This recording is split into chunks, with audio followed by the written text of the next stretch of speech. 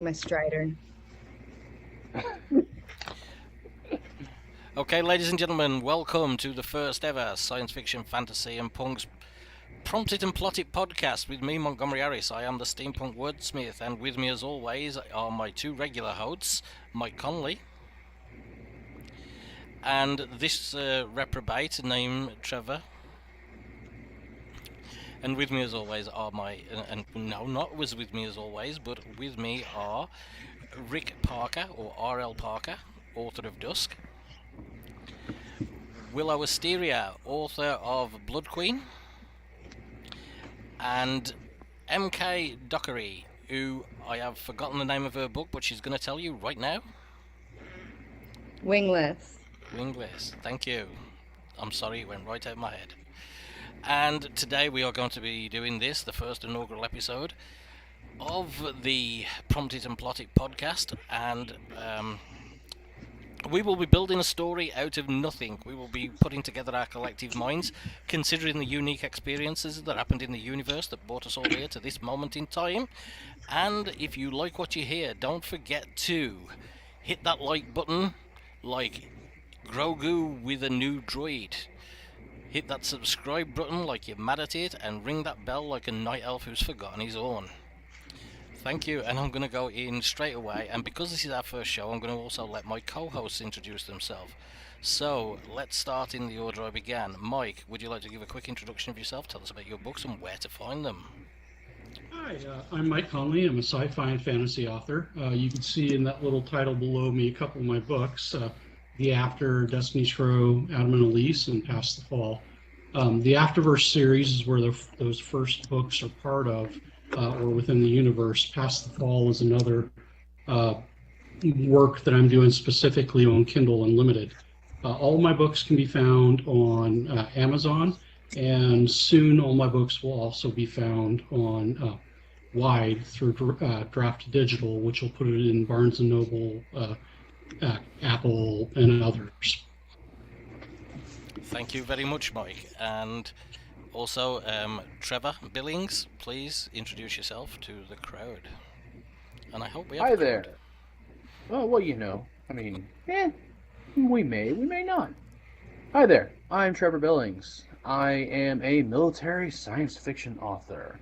I write such titles as the Litech Chronicles, which you see here behind me, and that spans a couple of different things. I've got Forged by Light, which is out on Kindle Unlimited, paperback, and hardcover. And I've also got Tempered by Pain, which is out on Kindle Vella. And we've also got Wanderer, a post-apocalyptic comedy on its way. Okay, and Rick? Yeah, R.L. Parker, epic and dark fantasy author. I have Sissy, which is a dark fantasy thriller. Dusk, which is an epic dark fantasy with a gothic horror vibe. And Bathed in the Blood of Ravens, which is epic fantasy bordering on dark fantasy. They are available anywhere you can find books. And we'll go to Willow Asteria. Hi, I am Willow. I am a dark fantasy romance author. I have one book out at this time, which is Bloodstinger. It has vampires and fae in it, and the sequel to it comes out in June, and I'm very excited for it. And that's all I got for you.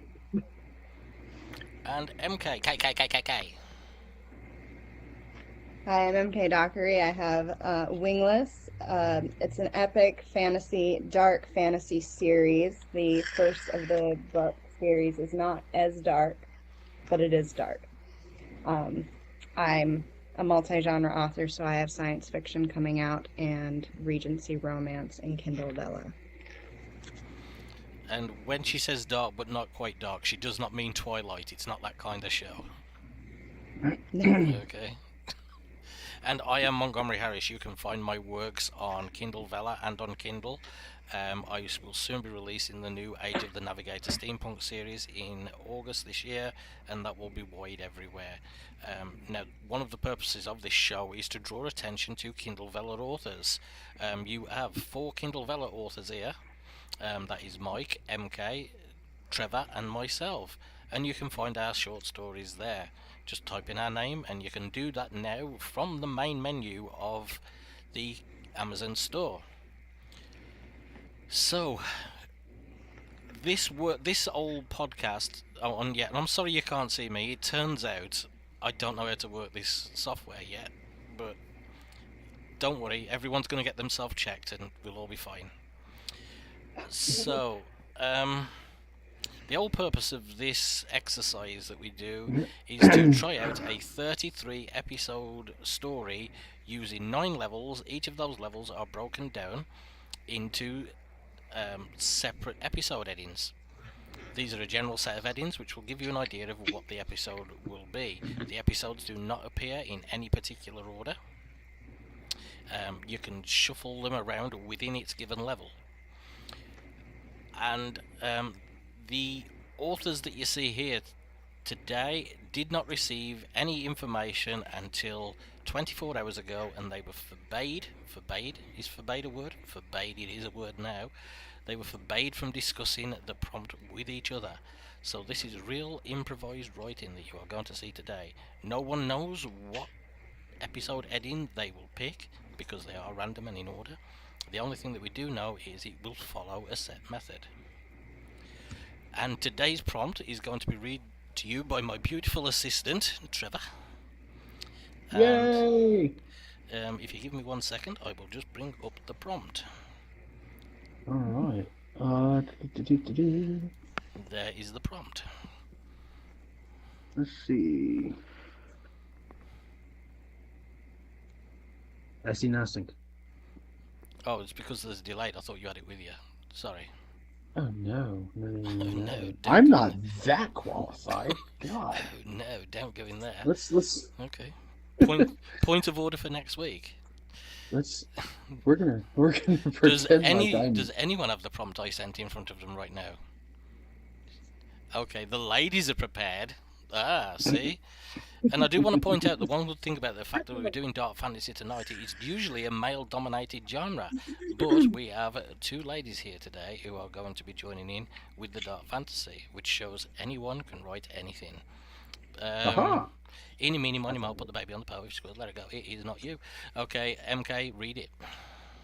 I found it.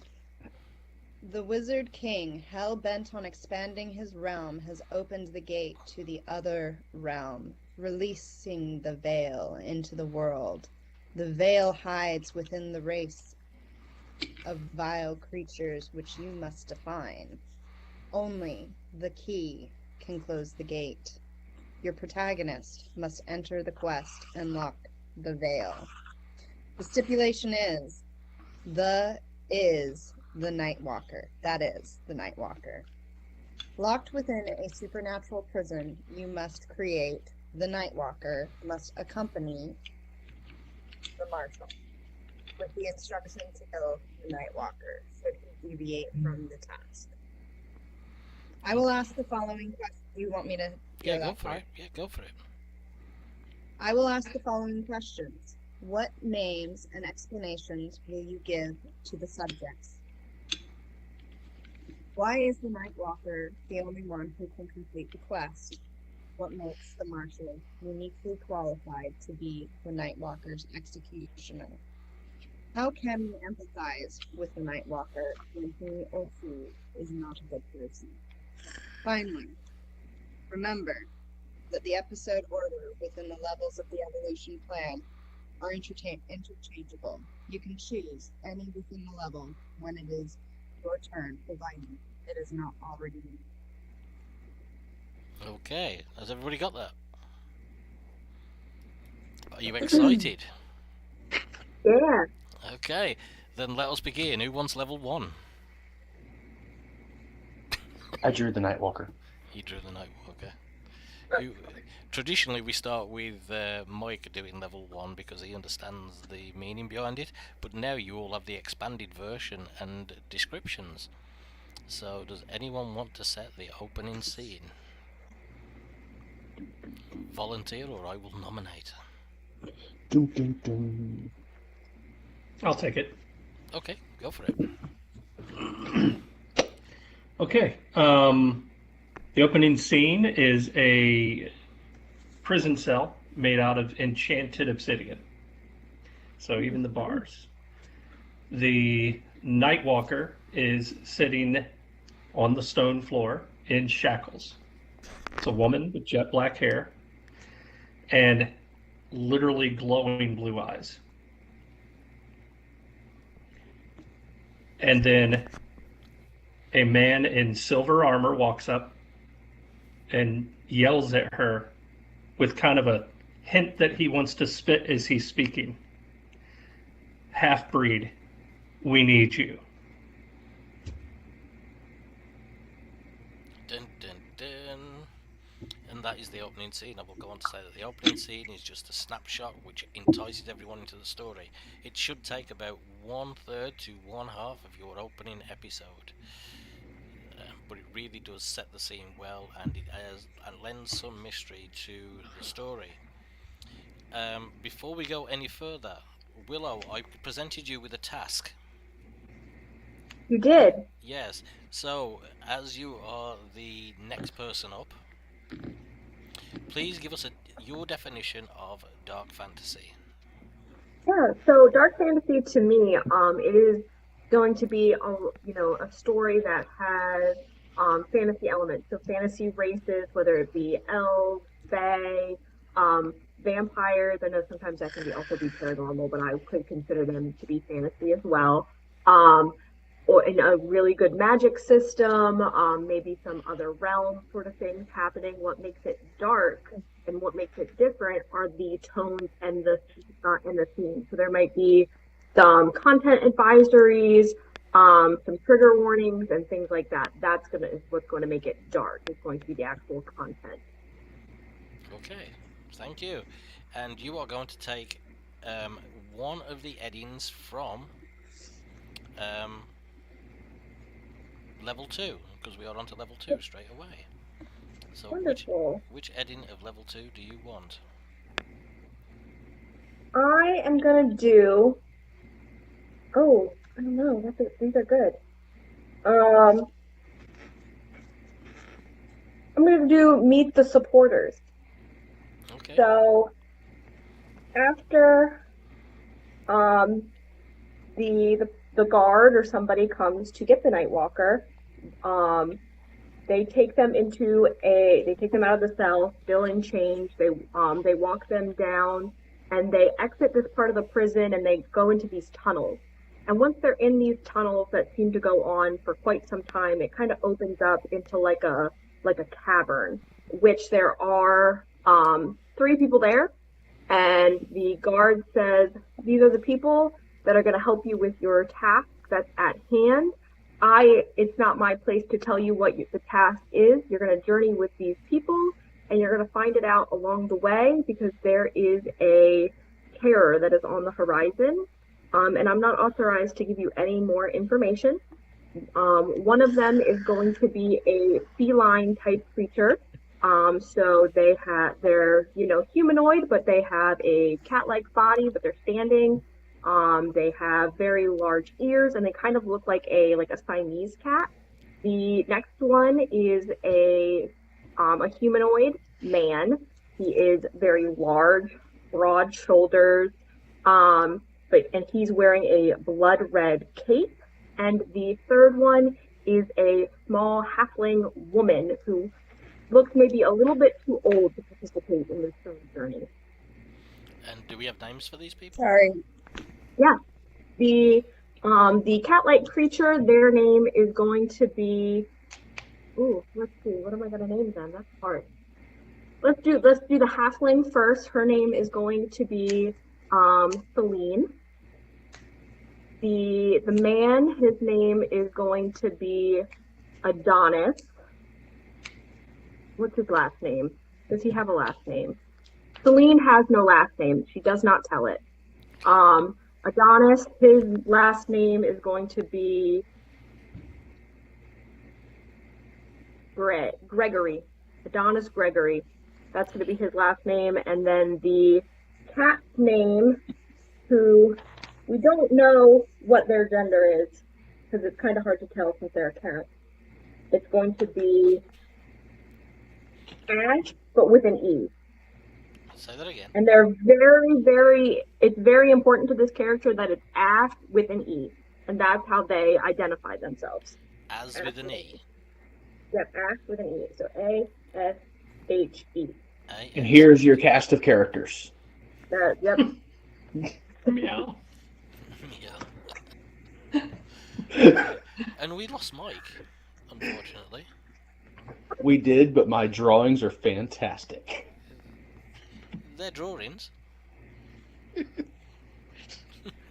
Y'all now see why my wife is the artist in the house. So I think we will go to MK next because guests first, right? Which of the 5 will you choose? Which of the remaining Still 4? on level Sorry. 2. Meet the villain. Okay. Now I will point out, and we don't have to actually meet the villain physically in this. It can be an introduction, a foreshadow, or an explanation of them. They don't need to be physically apparent this early in the story, but they do need to be made clear. There needs to be an awareness for the reader. So the way that I wanted to meet the villain was, it said in the prompt about the veil.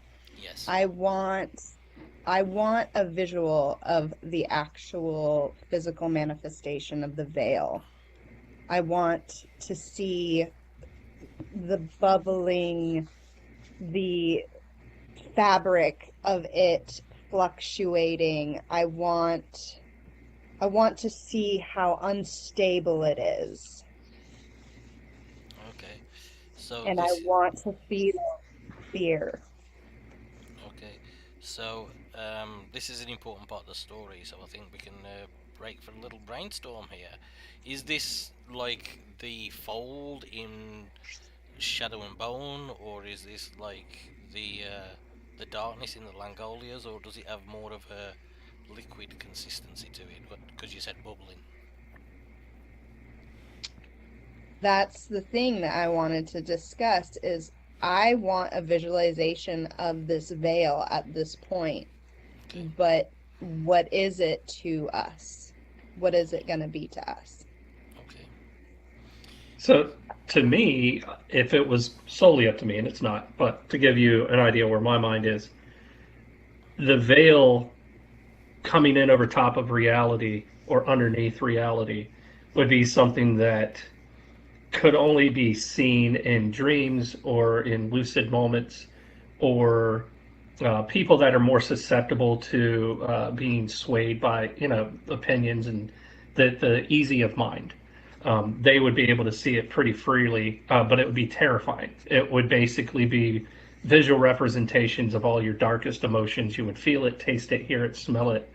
It's all of your senses are getting sucked into this alternate reality, which kind of overlays and intermingles with your base reality.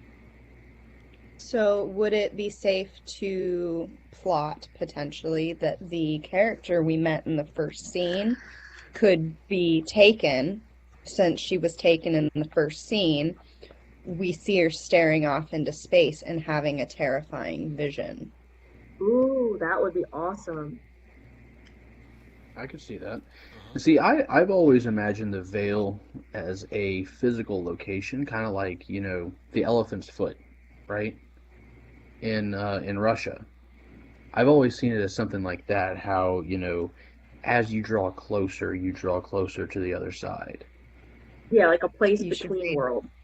Yeah. You should read my Veil series. It's completely the opposite of that, but separate. Okay. Honestly, it could be a mixture of both. It's a real place, but its presence is bleeding into reality. Yeah, like that's why I brought up the Langolias. It's like yesterday is creeping in on the today that's already behind us. It's that creeping in, but it's also like the shadow in Neverending Story. The nothing. The nothing. So, what's our conclusion on the veil? What are we saying? that it's not the elephant's foot. Okay. And it's completely the opposite of MK's book. I am taking notes and I'm drawing as we go.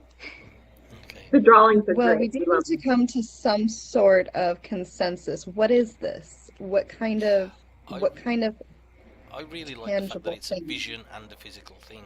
That to me just gives that's the story could go anywhere with that in mind, you know? Yeah, The I agree. reader- I like that it's a vision, and then maybe as it, corrupts the person more, then it becomes physical, and they become like a host for it. Yeah. And the more people who are corrupted by the veil, the bigger the veil gets. Yeah. Yeah. You know? So it's like almost like the body snatchers, but manifesting as something else, you know? So that's cool.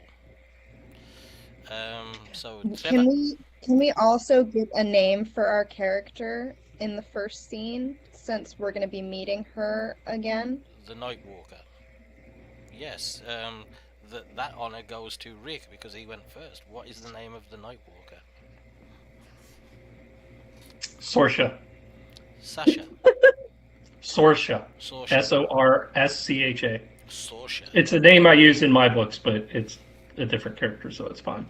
Okay. We love Sorsha. It gives us a great. It's a great fantasy name, isn't it? That Sorsha. It's like a change one vowel in an existing name, and you've got a great fantasy name, right? The drawing has been updated. Okay. Of course. This one's going to be hard for you to draw and say, but it's your turn, Trevor. You have 3 All left right. from level 2. All right. Let's see. Well, I've got the unimportant task Yeah, because because you don't want to you don't want to do the other one. well, didn't we do meet the villain? We've done Didn't Meet the MK do- Villain. Yeah, it's only 4 in level 2. Yeah, sorry. Well, there's only 3 in level 2. 3. Yeah. Yeah, there's only 3. Okay. I'm So that sorry. leaves I us with- only wrote it. I mean, God. You don't expect me to learn it as well. Okay, go on. So the unimportant task. Yeah. The unimportant task should be that because Monty said he's not wearing pants. It needs to be that the Nightwalker needs to find new pants. I mean, that makes sense. They've been She needs in to a- go in a prison. find a tailor. She's been in prison. Her pants are going to be real dirty. And all right, hold on. I'm drawing pants. She needs to go and find new pants. Would they be pants or would they be hose? Huh? Would they be pants or would they be hose? Just pants? Pants. No, her shirt's fine. She just needs. Yeah. Just like topless skateboarding nun. She was it. I mean, maybe she needs a new shirt first. Maybe she needs a new shirt. Hold on, we're going to draw the shirt too. The shirt. This is I a am very not- important. Actually, in clothes, very important. This is the #1 thing you do. He's While, excited. Yeah. while he's drawing, I think the rest of our goal for the night is to come up with something he can't draw. Yeah. That would be an added bonus. 10 points to whoever comes up with something he can't draw. She also needs boots. Ooh, and she can get a magic belt while she's at it. Ooh, magic What belt. does the Love magic it. belt What- do? Sorry. It's a belt of continue. holding. We're just gonna call it a belt of holding, so she doesn't have to worry about carrying around her shit. Okay. That's wonderful. Belt of What color clothing does she pick out? Black, because Black. that's All the only black? color worth. She's the Nightwalker. She's got to be black. It's got to be black, hasn't it? Got to fit the motif. Black That's good. clothes. Yeah, this has got to be like a whole montage if this is made into a film or something, like And It's like the weapon shells coming in This is in the kind of Matrix. fantasy-esque. It can be like a Daredevil suiting up moment, but it's got to be fantasy-esque. So she has to go to a tailor, and it's got to get fitted to her. So it could be Yeah, Are we and the whole talking time about? Are someone's we talking Monty? playing like a pan flute. So can you say that again? Taylor. I was talking over you. I was just saying, the whole time during the montage, they can play a pan flute. Okay. Yeah, it'd be. I just imagine Celine the halfling standing there tapping her foot and sighing and rolling her eyes. Yeah, and the cat's just sort of like sitting on the fitting room table, going. Licking itself because it's a cat.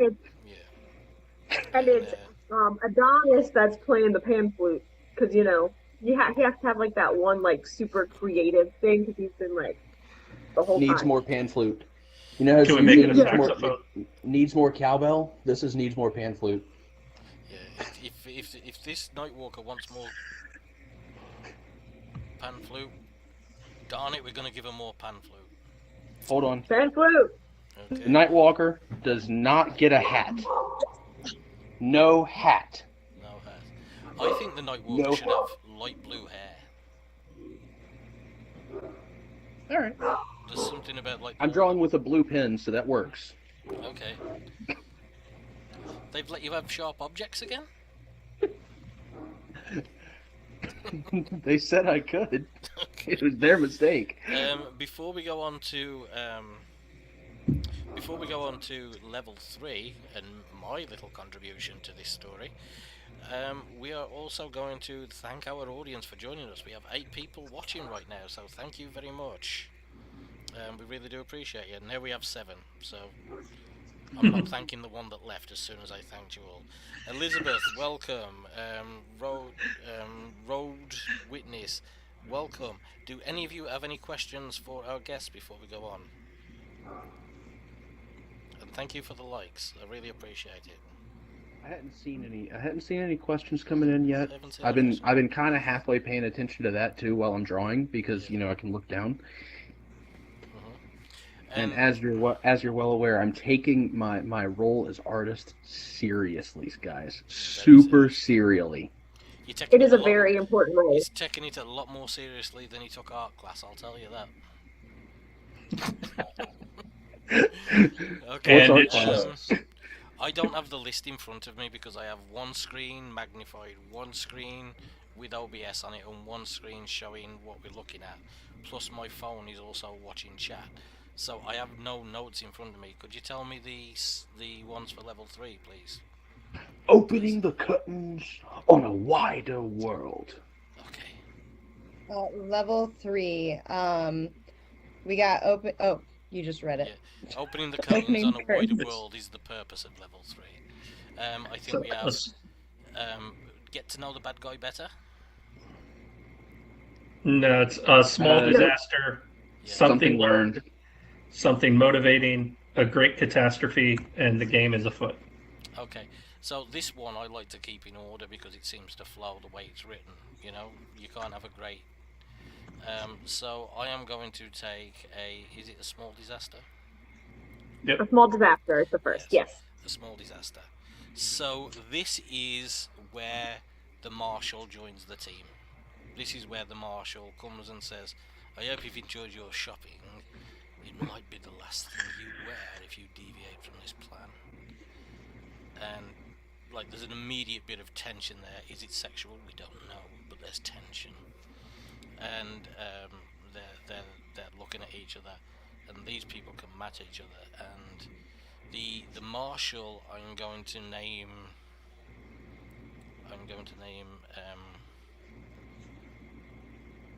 Rastia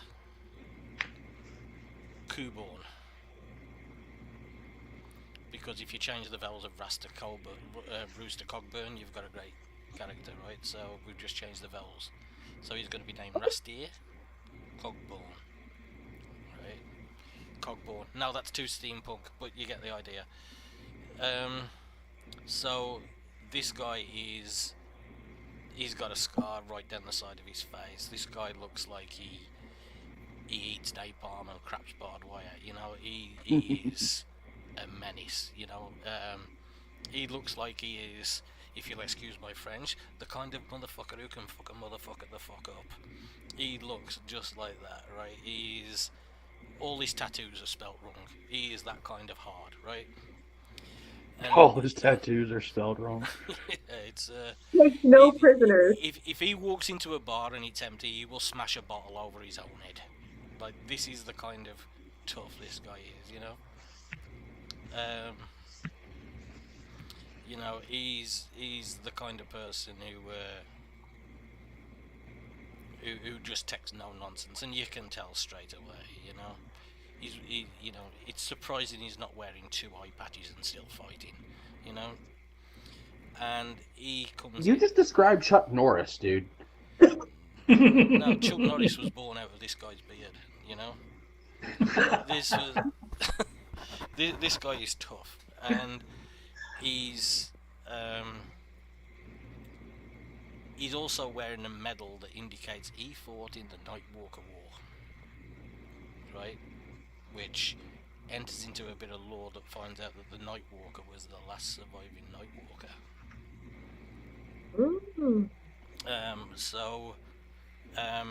This is the small disaster for the Nightwalker, because she thought she was going to get a new outfit, go out with the cat and the girls, you know, and she was going to have a bit of fun. And Adonis sees you and sort of like, Adonis looks at this guy and he's like, oh, lunch, right? He's that kind of guy. He's rugged, and now basically Sorsha knows that she's being watched closely, and she's not so sure she could take this guy in a fight. And I think there's a little bit of sexual tension there as well from the offset. Okay.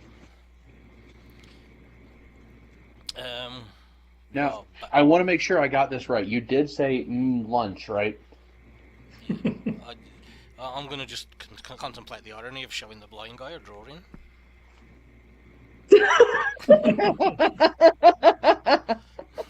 So Adonis is into the martial, is what you're saying.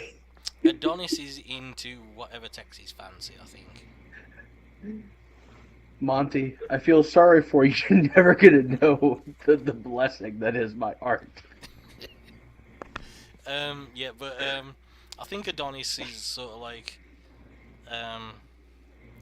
his name Adonis. I mean, for God's sake, he's a lover, right? You know, Definitely. He loves everything. And what was his last name again? Gregory. Gregory. I mean, Gregory's girl. You know, like, it was a Willow. That was a movie in the 80s, and the 80s was a thing that happened before the 90s. Okay. I was not alive in the 80s. Look, I'm gonna tell you the same thing I told somebody else today. If it's pre-1990, it's old. That's me screwed, isn't it? I'm pre-1980. Okay, so again, thank you, chat. We're back up to 10 viewers. Thank you. So yes, the marshal walks in, and that's the small disaster. They're not going to have the freedom they thought. They thought this was going to be a nice walk through the woods, face an enemy, be back for breakfast, smoke me a kipper, I'll be back for breakfast. That kind of thing, you know. Okay. No one's seen Red Dwarf. Okay. I'm just making some notes here. I think we're back to Rick, because Mike isn't here. And again, Awesome. So, All right. something learned. What are we learning? So, the marshal is taking the group somewhere to tell them or have them introduced to what's going on and why they've recruited the Nightwalker. So the group doesn't know yet. But as they're walking, Sorsha stops dead in her tracks, and seems to be confused and staring at the ground. And Celine stops beside her, looks at her, perplexed, and says, "What's going on?" And that's when Sorsha says, "The guard called me half-breed because my father was born in the Vale. Ever since the incursion happened, I see the veil full time.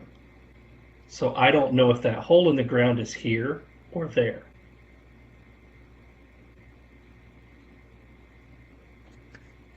Things Wait, just got dark you quick. don't know. Why it's called dark fantasy. I mean, boy, that escalated real quick.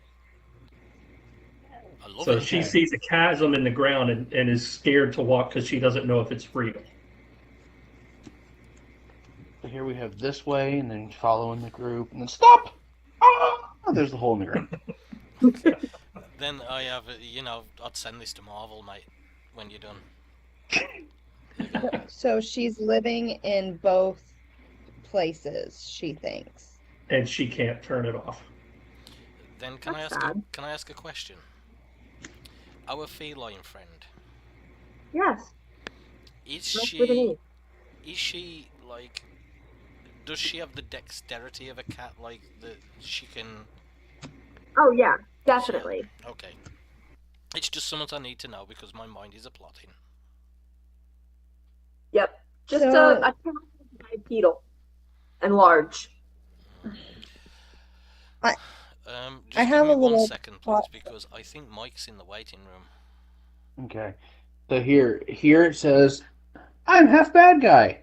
And she's drawn half good guy, half bad guy. Oh. I have some plot questions for RL now that he's back with his idea. I like it, Sure. but I have some plot questions. If she's seeing both worlds, and because of the prompt, there's these terrible, terrifying beings in the Veil world. She doesn't know which world she's living in half the time.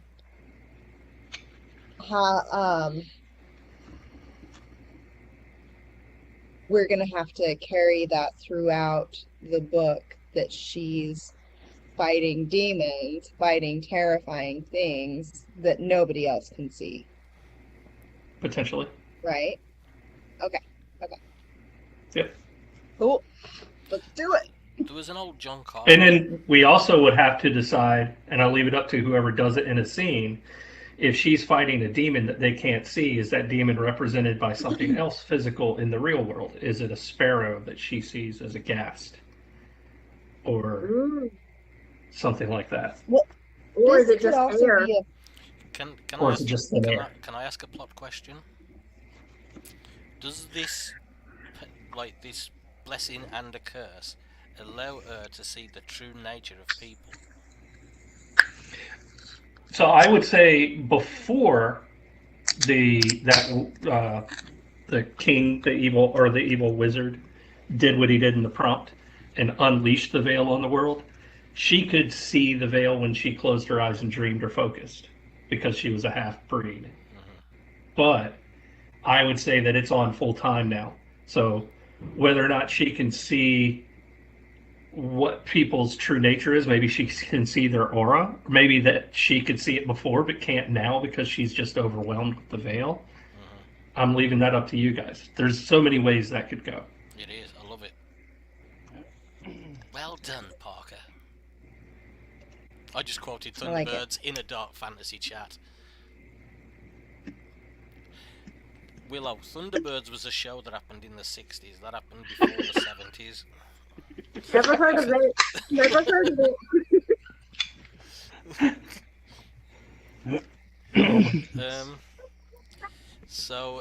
Now we have a great catastrophe. No, something motivated, isn't it? Something motivated. Well, they can go in any order. They don't have to go in Oh, I order. thought you said this. No, you I can. thought you said you wanted this one. I'd like this one to go in order, but I'm not putting that restriction on you guys. I just started with the first one because I like it to go in order because that's my writing style. It's not your writing style. You could go elsewhere. It's up to you. You do you. Keep the Is it my audience turn? guessing. Yeah, is it my turn? Yes. Wonderful. Which one All are right, you I'm doing? gonna So I can know how to draw. do a great catastrophe.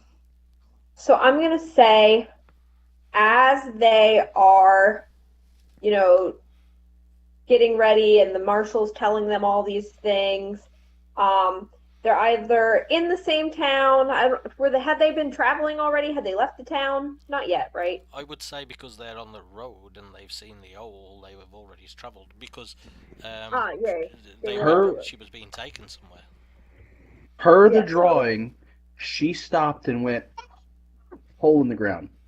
Hole in the ground. Wonderful. So I'm going to say they continued walking, and they find themselves a little village, and this village had already been completely taken over by the Veil. All of the citizens have already been like fully corrupted. The ones who are like way too far gone, they're nothing but like gray husks with like blacked out eyes. They have like slack jaws, like super gone, like corrupted. But there's maybe one or two people that they think maybe could be savable, but they come to find out that they're all far gone, and they have to, unfortunately, get rid of everybody in the village. Everyone's got to go because they're all hostile towards the party. A purge. A purge, yep. And they keep talking of the Wizard King, and that the Wizard King is coming for Sorsha.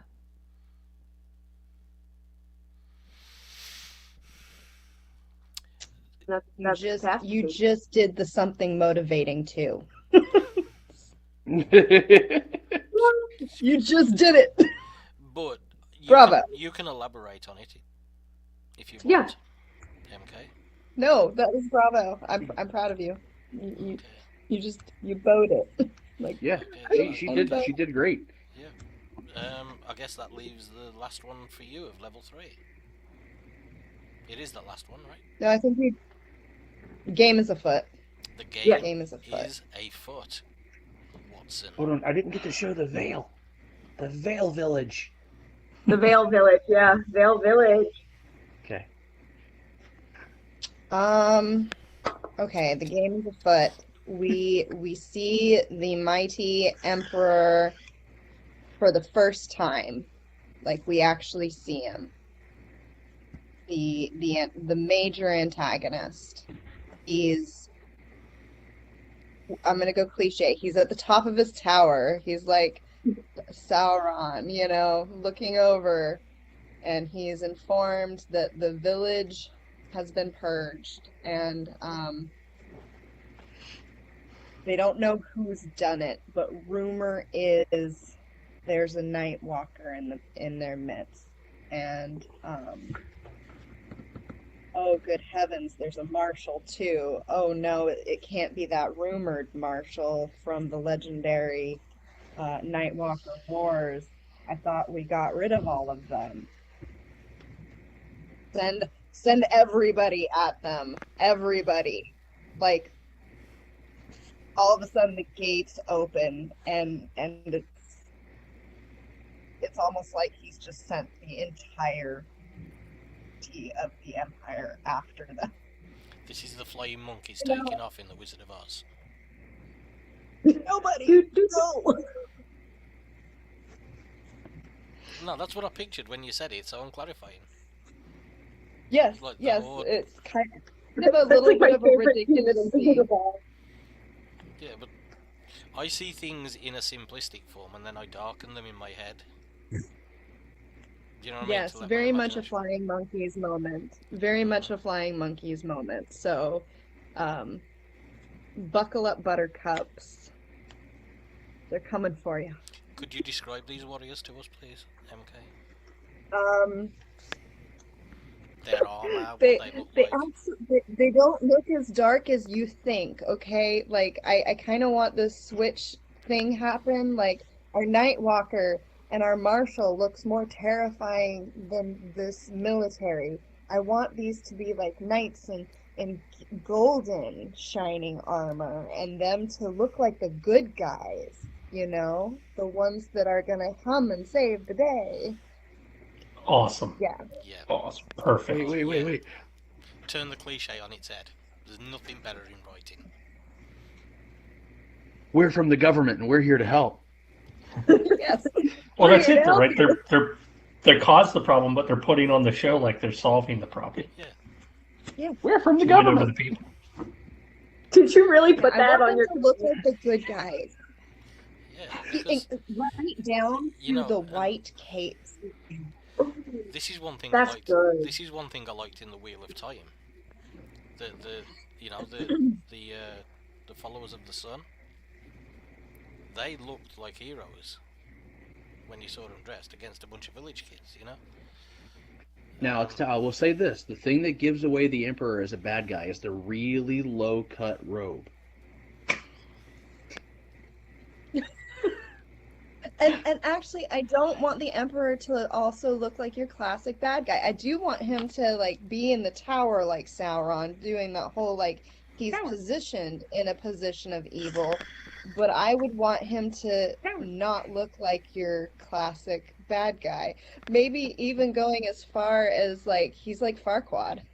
Hold on. Hold If on. I had like with the Golden Warriors, he could be like have long blonde hair, these beautiful green eyes, like golden, like he has golden armor as well, but it's like amplified. But no, it's You said he's like Farquaad from Shrek. So my question is the tower like over exaggeratedly tall, but there's only a room at the top, a room at the bottom, and the rest is stairwell? Yes. I think it would have. I don't know if y'all can read that. I think it I would don't know have elevators in there.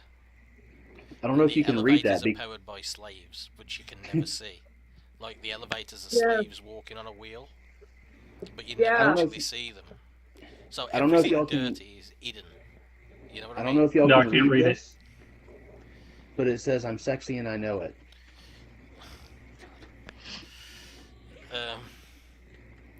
someone in the comments just said, "Do you know the Muffin Man?"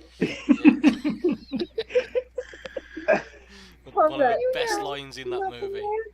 Do you know the Muffin Man? So like, yeah. So it's like this, because I've always said, people who look disgusting don't get followers. You know? That's true. It's like people have to have some charisma about them and they have to promise something, gesundheit. Well, thanks for ruining my day. What? Think about it, like all of like the cult leaders or the serial killers, like Ted Bundy, very handsome man, very charismatic,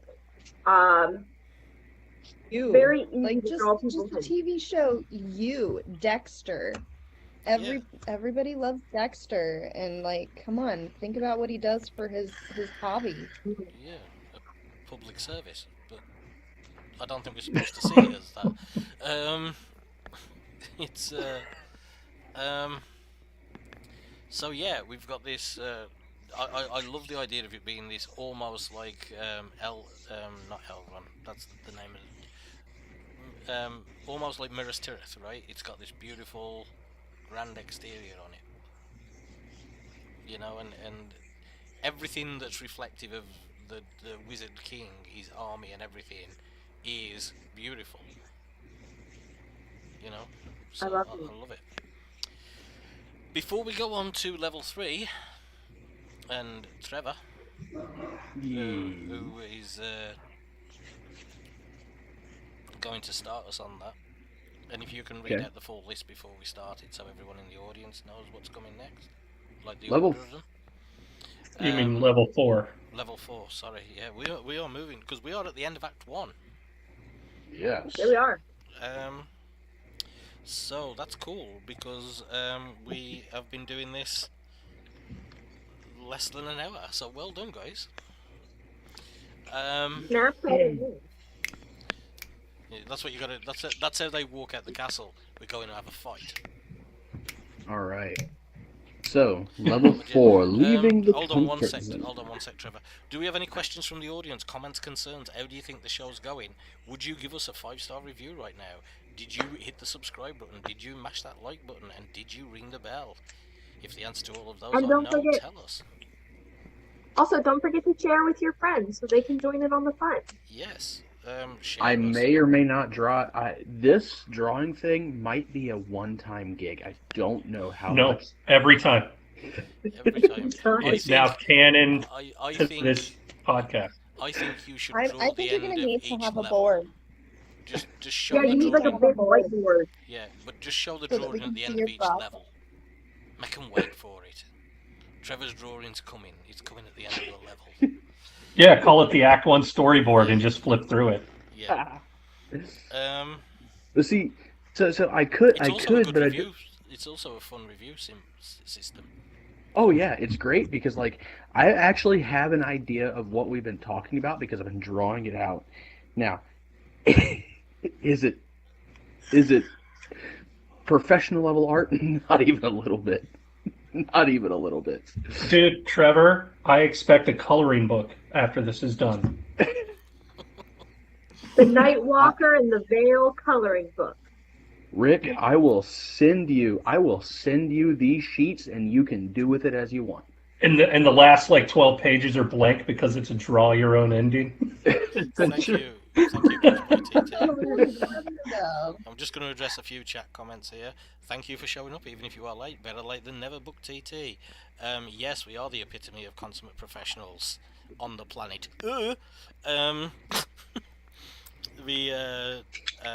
That's Willow talking in chat. We're having fun. I'm loving the story. It's the last 3 stories before this one were epics, and this one's going on the way because drawings aside and you know everything aside, it is the foundation of a good story. We've got this dark veil. We've got this person who doesn't know what world they're living in. A bit like me when I'm shopping. We go into the grocery stores, Tom, on the veil. We got a really good mix of characters too. A lot of good mix of personalities. And we're going to see more of them in Act 2 because Act 2 is also about the support characters. And I am going to hand Act 2 over to Trevor. Could you please enlighten us onto level 4 and what it includes, and we will go forth and multiply. Level 4, leaving the comfort zone. This was originally going to be called Leaving the Shire, but I didn't want to get sued. Well, you know. Real quick aside, speaking about getting sued, if anybody does choose to write this when this is over, you can't use Halfling. It's owned by TSR and now Wizards of the Coast. Yeah. But on that note, other than using the word halfling, we make no claims to this story whatsoever. You can take this story and everything. If you think you can finish it and write it, if you're one of the guests, if you're one of us, permanent host, or if you're one of you in the audience who likes to take the idea of what we've been outlining and run with it, you are more than welcome to. It's public domain, it's free. We are doing this for fun, for entertainment, and to educate a little. When I figured out what we've educated you on, I will tell you at the end. But we are causing a good flow to a story. The only thing I ask that you don't do is sort of like share the method that I created, because that's mine. I made it. It belongs to me. Spoiled bastard. Anyway. So, Trevor, which is a name that should always be said in a South African accent. Trevor. All right. So the bit about the bad guy. Now, when this is where I see, you know, your shift in POV for a minute. Bit about the bad guy. What I want to see is the shit under the shit inside the turd sandwich that is the Emperor. I want to see him sitting there inside a room of green glowy light, absorbing the power of darkness and becoming one with shadow or whatever, right? Becoming more and more, basically you see behind his mask, right? I want to see just how evil this guy is. I want to see him like choking kittens or something, right? I want to see his evil side. Why? So it makes me think of Star Wars and how the temple, the Jedi temple, is built on top of the Sith temple, okay? So Right. maybe the empire is built on top of some sort of source Yeah. energy. Yeah. And I also want Hey, to look. see him. That's where the elephant's foot could come So, from.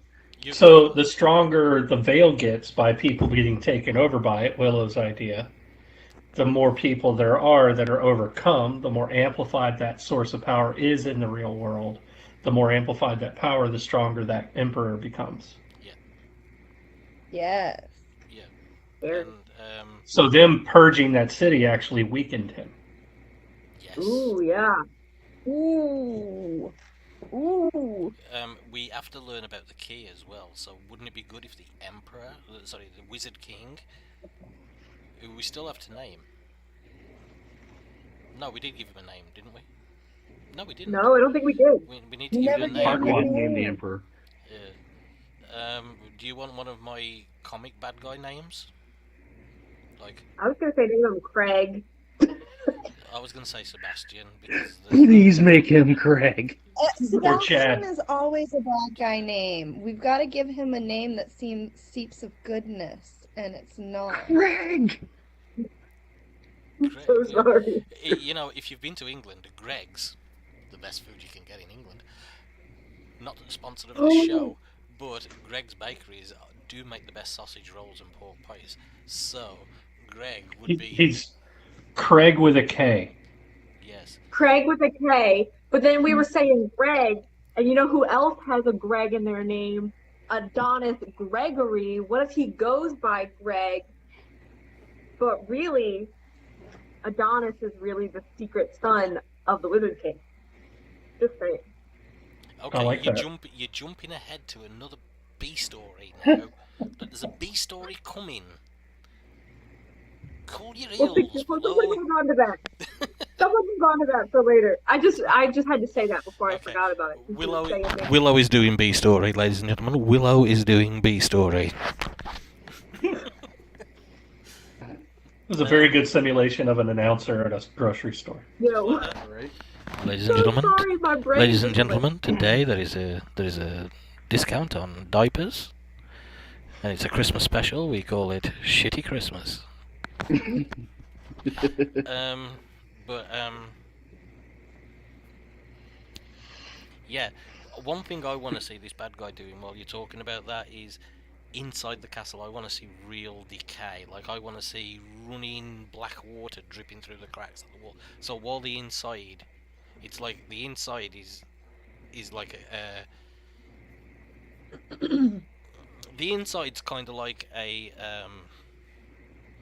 it's the chocolate on a Reese's cup, you know what I mean? Because you know sooner or later when you bite into that and all the chocolate's gone, you go right on the peanut butter, right? Because you know Somebody doesn't like his peanut butter. I love peanut butter. I don't like peanut butter cups. You know, I saw what Officer Reese did to those two people. That was a Family Guy joke. But yeah, like inside the cracks of the walls are running with like garbage water seeping out of a black plastic bag, you know, like, and the floor is growing thick with stagnant swamp mold, you know. It's like and the place smells like you've just walked into an apartment block in the middle of summer and everyone's cooking cabbage. You know, it's that kind of vile place, and I'm joking about that, but like, can you imagine that he's living in all this squalor and everything? It's like finding out that the Plaza Hotel is filled with hoarders, you know. See, I think of it more like if you've read the Terry Goodkind books, with the first book, Wizard's First Rule, and you see Darken Rahl sitting there and all of his splendor and his glory and everything is so perfect, yet at the same time he's getting his power by sacrificing children. So Boy, that escalated quick. Yeah, Dark. that's one thing I would never write. So, but I know what you're saying. Yeah, Oh yeah, I mean yeah, look. I'm not saying the ideas that he uses are great, but yeah, it does make you hate the bad guy real hard. yeah. So yeah, it's this vile, corrupt interior, the seedy underworld. The seedy underworld, the lower levels of Coruscant. Mm-hmm. It did escalate quickly. It did. Mhm. It What got out of hand what if real fast. Go what if I'm trying to keep a hold of my thoughts. So what if he needs this dark power because, we were talking about the source energy that he's tapped into. That is not necessarily the veil, right? But he needs the veil's energy to balance that source energy, and that source energy is making him live in this cesspit, which will unbalance everything. Like this cesspit, like this energy that he's tapping into to be more powerful, to be a wizard, to be able to evolve Well, and do it all this it's almost a heavy metaphor stuff. of it's almost a metaphor of power corrupts. What's that phrase? Power corrupts complete. Power Absolute corrupts power corrupts absolutely. absolutely. Say again, because you all spoke at the But same time. What was that? power corrupts absolutely. Yeah, but there's something else that comes before that in the saying. It's power corrupts, absolute power corrupts absolutely. Okay, thank you. Um, yeah, go on, MK. What I'm trying to say is, as he's tapped into the dark source energy below his castle, below his whole thing, it's unbalanced all the beauty that he loves because he's a very vain and vile person. And maybe even his physical beauty is starting to get marred. So maybe we see something like he looks in the mirror and he's like, oh my God, I, I've, like ju- I've, maybe we something sees. I've just had an idea. What if? Because I like to lend humanity to my villains, alright? So here's an idea, right? Brace yourself, I'm going deep into the Monty zone here, right? The reason he wanted to expand his kingdom is he needed the power to keep his daughter alive. She was the most beautiful, fairest thing in the land. But as he's corrupting everything and he's corrupting beauty, the daughter he wanted to save is no longer the fairest in the land. She's like she's gone way beyond daytime stripper. She's like absolutely she's aging super fast. She's Willow's He trying to hides breathe. her Look, from everything. he hides it from everything. It's the epitome of what he's doing to himself. But he keeps hoping that one day he will be strong enough to reverse it, and it's driving him I, almost And insane. can I make a and he suggestion? believes Yeah, yeah, the go. veil will balance it. How about we take it a step further, Monty's idea, and say that when he first experimented with his newfound powers and tapped into the veil because he's vain and thought he could control it, he corrupted his daughter and she's fully taken over by the veil. And he's got her locked away and in hiding. And he thinks that if he can conquer the veil and absorb its power, he can reverse its effects on her. That's good. I like that. Like he needs to Yeah, control it to kill it. Yep. And what's the yeah, daughter's because name? What's the daughter's name? Roberta. Roberta? Yeah. No, that doesn't sound like it fits. this is a dark No, I was fantasy, gonna say man. like Craig and Lily. Roberta? Craig and Roberta. I Lily. mean, it's almost like Kevin Craig and and Stacey. Craigette. Craig. Cricket. Hold on. No, if his name's Craig, and Craig, if you add an I to it, becomes Krieg, which is war. So let's make her the Athena. Athena's the goddess of love. No, that's Aphrodite. Oh yes, Athena. Yeah, Athena is the goddess of wisdom and war strategy. Yeah. And marrying relatives. They all did. All right, Athena, Monty, Astrea. you made me do this. I want Astrea. TikTok stripper. What's it say? Is that a thong over a dress? Yes, it is. Oh, God. I think he was trying one of those medieval dress belt things, but it just looked like a G-string. So Frontal G. at this point, while we're on this, we need to discuss something important. The key. Is this a metaphoric key or a literal key? Is You- this a person or You tell me. We haven't discussed the key I think yet. The cat I think girl it's is the a key. The cat girl is the sacrificial key. I was thinking about this, and I had two suggestions. One similar to Trevor's. I'll suggest my two, and then you guys can pick and discuss and debate and come up with your own. I was going to suggest first that there's a real world key that the Emperor used to unlock his access to the veil, which unleashed it on the world, but doing so consumed the key. And that, kind of like the Upside Down with Stranger Things, there's an anti-key in the physical veil, not in the overlaid version of reality. And that if they traveled there, they could reclaim that key. But then that would mean that Night Watcher was the only one that could touch it because she's a half-breed from the veil and wouldn't die touching it. And she could see where it is.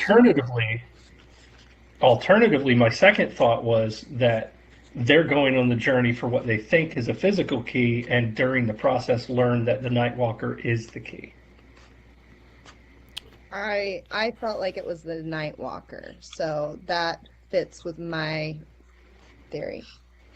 Yeah, I also thought it would be like the Nightwalker, potentially maybe due to her lineage, maybe she has some sort of like very powerful ancestor who had fought against the Veil before, or some sort of like a goddess was some like her ancestor, or a goddess gave her a certain power to be able to be the key. Or her father from the Veil is actually the wizard that originally sealed the Veil away from the real world. And Ooh, that's good. Here's another thought to throw onto it. She has to give herself up voluntarily for the maximum power, but if she can't do it, the Marshal has to do it because she cannot deviate from her mission. So that's why the Marshal's actually there. Theoretically, that would work. So that was a lot of concepts. I vote that MK makes the final decision. Yes. I like RL's. Which one I gave to? I mean, I like the one where she goes into the veil to look for a key. So, like, we've got another journey into a dark place that maybe nobody can go with her on. So we've got another little story plot, and revelation. Guess what? You're not going to find it because you're the key. I like it. I have an idea. Magic isn't fun unless there's a really heavy cost behind it. Yes. Every moment she is in the veil, she becomes less physical. If she stays there too long, she will eventually be claimed by it. Ooh. And the counter to that is she can see the veil from the existing world, so she doesn't have to go into the veil until she's certain where it is, because she can see the veil. I'm leaning on your upside down thing here. That she like Yeah. Nobody liked my sacrificial cat girl, so No. Yeah. We want to Leave keep. Ashley alone. But we Ashley can sacrifice. We can Don't get sacrifice ahead the of cat. don't get ahead of the story. Don't go ahead. Another time. Another time. All right then. So what have we got left then, Trevor? Because it's my turn, isn't it? What we got left? we have. Well, I don't even know. I mean, we just been kind of. We'd It learned was to a be bit. more about. Is this still on bit about the bad guy? Because I Yeah. mean, we just. Yeah, it's all about the bad guy. That bit. Yeah, so But the bit about Alright, the start bad guy exploring. encompassed starting to explore, but we did explore a bit. We did And explore. the next one was B story, which we kind of did. Well, Willow's got to expand on the B story. I think also exploring. We've got to go back to our heroes, our anti-heroes. You know, we've got to go back to the cat and the halfling. yeah.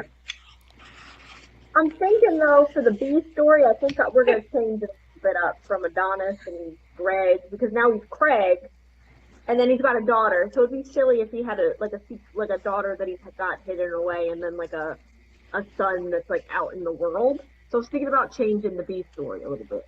You was okay. I like it. I like it. What if it's well, we're not on TikTok, but what if it's a bastard son? Yeah. It could be the bastard. It could be. What if it's a brother? And he has no son. What if it's a brother and not a son? Gregory is the family name. Gregory is the family name. Yeah, we could do that. Yeah. And does he know, though? Does he, like, know that that's his brother doing all this stuff? No, let's. I would explore them. posit that he wouldn't until he saw him. Yeah. And then Okay. that's going to be a big stopping block. You know what I mean? You're fighting. Also- Time out. Chat is up in arms that nothing better happened to the cat. Okay.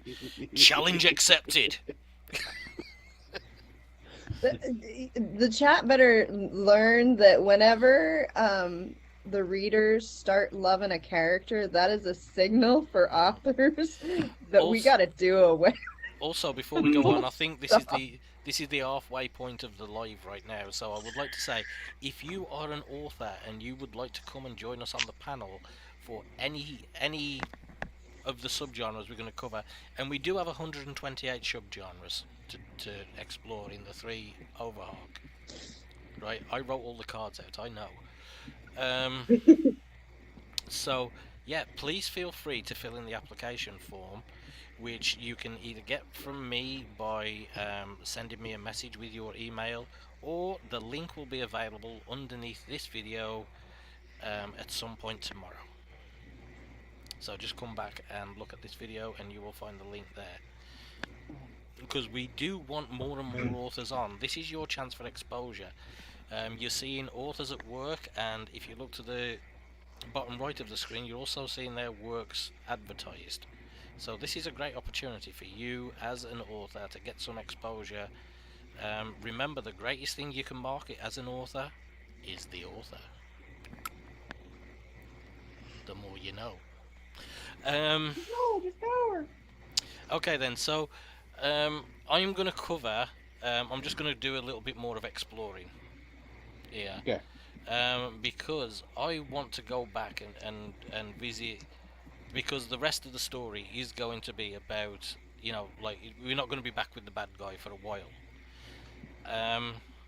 So I am going to say, let's explore the world a bit, and in exploring the world, let's find out some lore. It's always good to drop some lore at the start of the second act if you can, and find out a bit more about this Nightwalker War and the relationship that has with the Nightwalker, who is immortal unless she's in the Veil, and does everyone like that twist? She's immortal unless she's in the Veil. Yeah. Because she's an I would say yes, but isn't aware that Yeah. she's immortal. And also the Or mortal against veil weaponry. So if somebody were to bring some steel out of the veil, which would probably be what your emperor. Immortal, invulnerable. yeah. Your evil emperor probably has at least one sword made out of evil steel. Hmm. Just saying. Or ferrous yeah. metal. You know, unobtainium. And yeah, Veil ash. It's cast from veil ash. plutonium. Just whatever our thing is this time. Think of something. It could be the enchanted obsidian that maybe that's why they had put her in a cell that was in with that enchanted obsidian, because maybe somebody knew along the way. So if she cut her fingers on it, it would 86 her. It would hurt Yeah. her. Yeah, it would like actually hurt her. I like your thinking, Maybe Willow. You can have a if the cookie. cells were, Continuity. I like it. I yeah, like if it. the cells were built to hold creatures from the veil, then it would make sense that it would work against her too. And then that Nice. would justify them having a cell made for that. Yeah. So I like that. So we've got to find out that the enchanted obsidian, and how the marshal is carrying a sword of said material. Because that Ooh, was the marshal. yeah. Well, the marshal's task is to slaughter. Yeah. So and he knows how to do it. And if we find out that the cuts inside him, his blood was poisoned by dark obsidian, and that's why the scars never healed. Mm. So the scars on his face, they never healed properly. Like, he's scarred up because he was in such a ferocious battle against the Nightwalkers. And then we can actually, I want to see a relationship between these two characters, not a full-on romance, you know. And I don't want to go I full want a love enemies. triangle. Yeah. I want a full triangle between Adonis, the marshal, and Sorsha. I just say I- Adonis is I- standing in the I'm- corner with his shirt off playing saxophone while they go at it. Yeah. His I'm pamphlet, yeah. gonna Just a I'm straight up I'm gonna- voyeur moment. I'm gonna say leave that to fan fiction because we got so much going on in this plot right now. We can tease Yeah. some romance. Yeah. But I do want something between these two, even if it's a friendship that blossoms, you know, like not full enemy to lovers, but enemies to friends, a buddy movie, you know? That there's some way that these two become connected, because it's like when you hear of like these old veterans going for Christmas dinner with the people they used to fight, you know? That they're sharing the It's story. enemies to friends, then potentially to enemies again. Yeah. If they become friends, it becomes an obstacle for him when he has to do what he has to do, if he has to do it. Yeah. You know, and he knows well enough that it looked like you just passed that book to RL, and it was so weird because he looked down as you passed your notebook off screen. It was so weird. I really do say we give a quick round of applause to MK's bookshelf. That is a nice bookshelf. Sorry, I digress. So yeah, there's some relationship, and the more we find out about this lore, the more they sit and talk about it. We find out about this battle that took place, and the cost of the battle was almost a Phoenician victory. Did I say that right? Phoenician victory, yes. For both sides, it was like a terrible battle, and it was fought, and we find out that the land that they are crossing is going to be the battlefield where this happened, and you see that no one would go in there and remove the skeletons of the battle. It's like the battle has been left almost in stasis. You know, like, so they've got to walk through the reverse poppy field. You know, it's like, you know, it's. What does Sorsha see when they're walking through the fields? I think when she's walking through this is a place that sort of like the veil can't even go to, because there's no one there to corrupt. There's no life there to corrupt. It's like barren black soil with bodies scattered all over it. It's like the one place where not even the veil would go, and that's where they have to spend the night and reveal the story and the lore. You know, it's like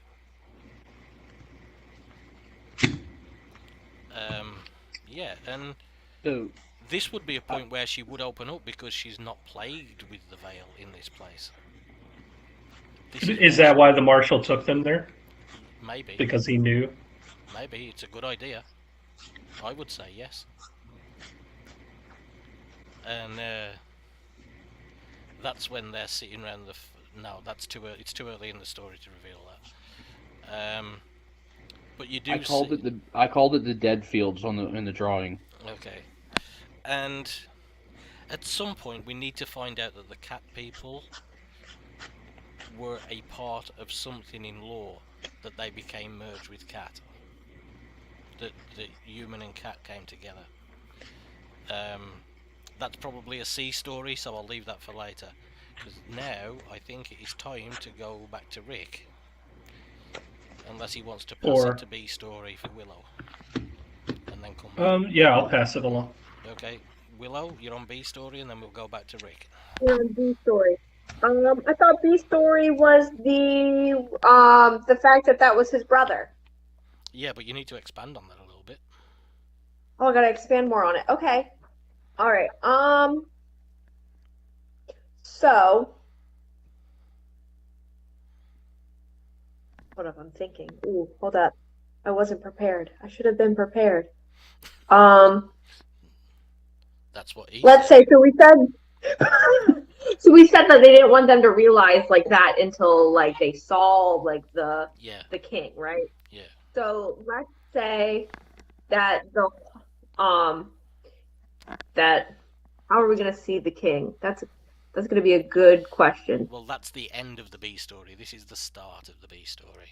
So I guess this will be the... I guess you have covered it. Yeah. I think maybe at this point, if I was just throwing shit at the wall and see what sticks, we'd explain something about Adonis that meant he was separated from his family. He has no idea where he came from. Yeah, he could say that. He could be like, or he could say that he had a brother, and he had lost his brother in early battles with the Veil. Yeah. But he didn't realize, like, to that extent that he had then become this emperor of chaos. Okay. Is it safe to say that everyone who is on this thing is a veteran from the Nightwalker War? Are we going there, or are we making like everyone? I think we're making too many people too powerful. We got to have the Marshal be special. Okay. I think Celine would be the opposite. Celine is immune to the Veil. Yeah. That's what I was. That's why I was asking earlier if she couldn't see, because she could walk in front of. She could walk in front of the Nightwalker, almost like a Pathfinder. That's what I was thinking earlier in the story. Yeah. And why is she immune to the qualities come from, though? If she's, where do her qualities come from? She's a halfling, right? She's a half. Yeah. I'd say she was a nurse on the battlefield and got cut by some of the Veil blades, and nothing happened to her. Oh, that's a good one. Fine.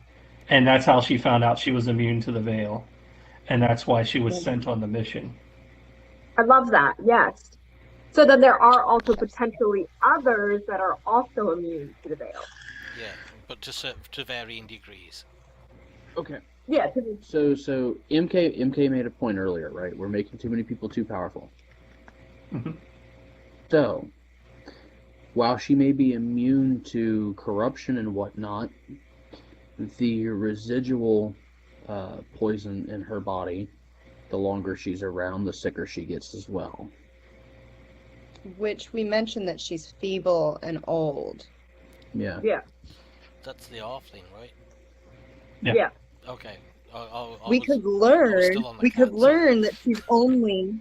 We could learn that she's really the same freaking age as Marshall, but she looks like 6 times the age or something. Yeah, because it accelerated her aging. Yeah, that could be good. Like it's stealing her youth. Right, but she can't be Marshall corrupted. doesn't strike me as particularly young. But yeah. We don't know how long people live in this world. Exactly. I don't know, but Marshall feels like a little bit middle-aged to a little older. Strider. He feels very Strider age. So to get this, the cat is a Pathfinder. The halfling is immune to the Veil, but she will get sicker the longer she's around sick people or within the Veil. Like going in the Veil would slot out straight away if she went into it. Right? We know that. I think Adonis knows he had a brother somewhere. I mean, we don't want to go too deep into these characters, but it provides some depth to them. They're not two-dimensional anymore, which is what we want. Yeah. I think Okay. though Okay. that Okay. she should naturally be kind of dying already, but Yeah. it be accelerated, and maybe let's hold her back, but bring up for discussion for be a sacrificial character at some point. So if the cat is the pathfinder, then they have to at least once every other page try to get her back on subject, because cats don't give a fuck. The cat has ADHD. Yes. Yes. And is like She, over, they're like, narcolepsy ooh, look at these pretty flowers that I found on this path. Ooh, look at this rock. Ooh, look at the birds. Shay just said Strider in his 80s. That's crazy. Yeah. Okay then, so that's the B story and the exploration taken care of. What we got left over? Alright. Let's see. Now we have, well, moving on, if that was the B story and the exploration, we're moving on to level 5. Unification and undertakings. Okay. So while it does say the first test, I read that as the first T. So it's either going to be something about testing or tea time. Well, They could have tea time. this is actually Rick's. Did we do start exploring in the previous one? Yeah, we did. That's what I covered. That's where we found out about the battlefield and everything. Gotcha. So we're on to level 5. Yeah. And we Level are. 5. What are the headings here? Because Rick gets to pick one. Alright, You the can first do- test. The first stumble. The C story. A team is forming. Or the second test. Now, if you choose Rick the sounds like second the Grinch. test, You can't choose the second test before the first test. I'll do first test. Okay. So after the graveyard, they what they've determined, other than getting to know each other better, and kind of some camaraderie forming, they need to find out what opened the veil, because their goal is to close the veil. And they don't have full details. All they have is a legend that there was a key that sealed the veil, and that breaking the key would open the veil. So they need to find out if that's what it was, so that they can find out how to find the altar key, because they have no idea what to look for or how to look for it at all. So as they're traveling towards the Emperor's tower, because they can't think of anywhere else to go, the Emperor's army catches up with them, the first wave of that force. And their first test is they have to survive that battle against these Golden Knights. Is this like the Vanguard? Just the Vanguard, or? Yeah. Okay. Yeah. So, somewhere 1 to 2 dozen of these troops show up, and they have to fight them and survive. And of course, there would be innocent bystanders that would see the battle happening and see these people dressed in black fighting these knights dressed in gold, and run off and tell the people that a Night Walker is killing paladins. And I want to see the Night Walker go full Rambo here. Like, her and the Marshal have got to be sort of like, I am talking ripping throats out with fangs, punching people in the chest and ripping their spine out. Taking the mace from one of the bodies and then bashing it into the face of another person. Yeah, This has got to be real Battle of the Bastards level shit. And twice on the battlefield, Sorsha uses her signature Nightwalker ability, where she phases through one of her enemy combatants, leaving a trail of shadow behind her that corrupts them and stuns them in position, letting them be easily slain by someone else. Oh, that's awesome. Brilliant. And I would also like to see, the cat just sort of, rip someone apart. There was a point earlier on when we was starting this experiment where I thought obsidian black claws, but we can't go there. But there's something about her claws that, when she's in a fight. They're poison. Yeah, I don't want to give too Some many. roads are poison tipped. Yeah, I don't want to give too many powers, but that is a fighting ability that she would possess, right? I'd say Yeah. I would if it was just me again. I would say that she prefers ranged weaponry, so throw knives, bows, slings, stuff like that. And use her dexterity to move to firing positions. Yeah, but gets pressed into combat and the claws come out. Yeah. But I would have her actually jump, grab onto somebody's shoulders, pull them back, and then do the cat back leg kick against their gut. And then it would absolutely tear them to shreds and like eviscerate them. How about if she jumped onto somebody's shoulders, gripped hold of each side of their face so the claws went right deep into him, and then started firing a bow from their shoulders because she's light like a cat, then spins out the air and the head goes flying right into another person. So she's cat meets Legolas.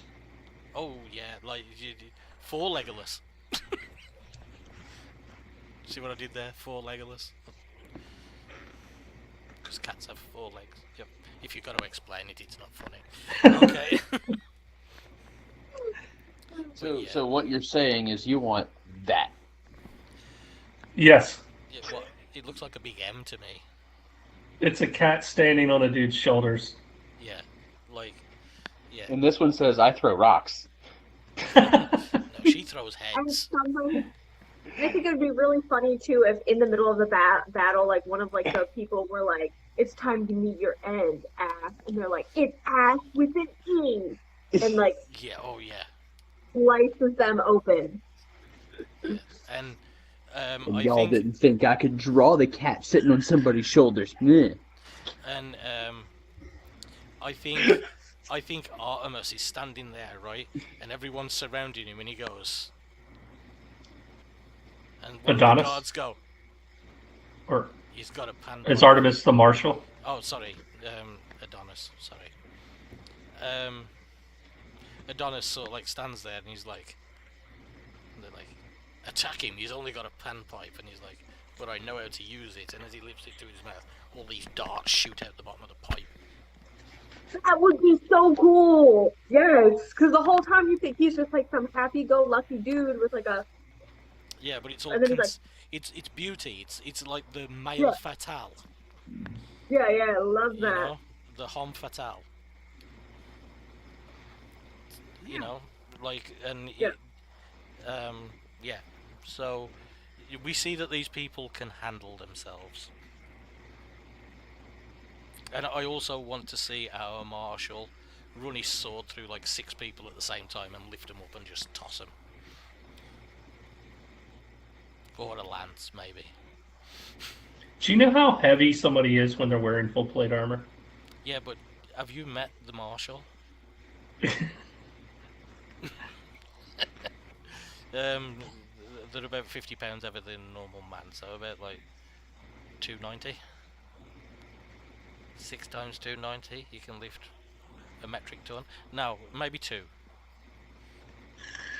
2's more reasonable. 2's more reasonable.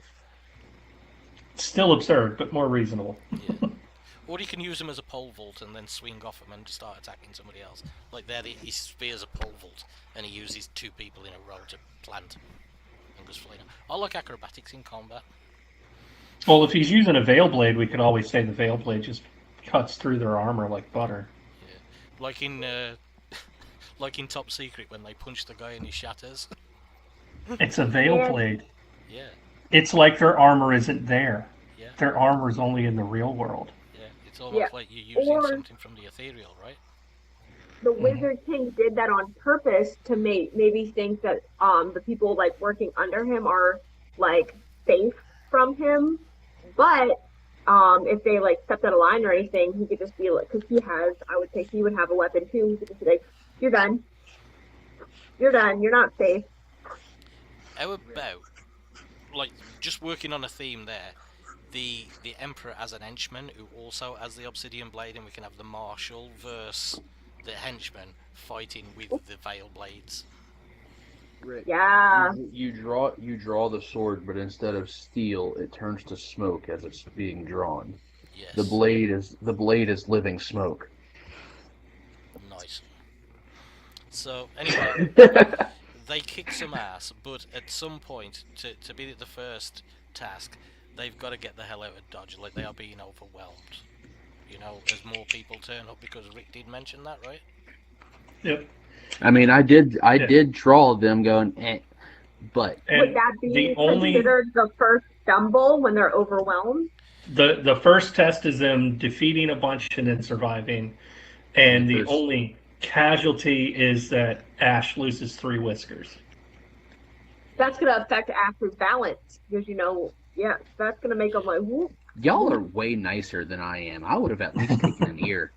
I would have at least taken an ear. No, because she can lose her tail later. Because we don't want to upset the group, but they didn't say anything about the tail. They didn't say anything about an ear either. But you see the whiskers, that's actually where it's going to hurt Ash with an E the most. So does the tail. Because when cats don't have whiskers, it affects their balance. So does the balance, sense of direction, everything. Yeah, the tail's a major part of a cat's balance. Oh, I did not know that about the tail. Yeah. It elongates the body. Well, I mean, she can't walk too close to trees now. If she's lost 3 whiskers, she could run into the tree because her whiskers don't tell her how close she is. Like dragon mass. Can I take the second test because I have an idea? Yeah, Ooh, sure. what you got? We've got to do do we do the stumble first, or do we do the second test? I think Willow we pretty just much said that the stumble was in there. Yeah, So I think that's the stumble is eventually getting their asses handed to them. Where they're just overwhelmed by the added soldiers. Okay. And they have to take the super secret ultimate martial arts technique of running away. Yes. Yes. So the second test I want them to face is I want the Emperor to show how ruthless he can be by making the veil infect a small group of the military that is after them. And this portion of the veil, we get to see how ruthless potentially people who are overcome with the veil, how they can be, because when we were in the village, it was just a slaughter. We saw people who were just lemmings. This time we see that they can be terrifying and violent and ruthless. Love it. I feel like when the veil is present in the physical realm, as it's concentrated enough, it should take on that look of like a greenish smoke. And so you see it whenever it infects this military. It's just like. Do they breathe it out so that it like stands on their breath when they're standing there, like? You see this trail of Green or purple? I mean, I always see green as a sickly color. How about green breathed in, purple breathed out? So that it mixes, so it looks like that horrible candy that you used to get in the 70s. Before the 80s. Before the 80s. Which apparently was a time that I don't believe it. But while they breathe it in and then they exhale it out, they become pale gray. Yeah, because that's the life leaving them as purple. And in this case, they maintain their military training and experience. Yeah. It's corrupt. And they become immune to veil weaponry. Yeah. Oh. So the marshal would then like weaker. Marshall's now average. Mm-hmm. I will never hear that being said about my marshal. He might have to pick up a cell phone and call Chuck Norris at some point. It's. I'll have him call the rest of the Untouchables, but not Chuck. I don't know if y'all know this, but lightning never strikes Chuck Norris. Chuck Norris strikes the lightning. Oh, we're not going back to 2003, are we? we are. We should. if for no other reason to resurrect those terrible jokes. The Marshal chews concrete like it's peanut butter. the I just noticed for the first time ever that Willow has a ponytail. Yeah. I thought you had the full Sabine Wren cut. Sorry. No, I have a ponytail, my friend. Okay.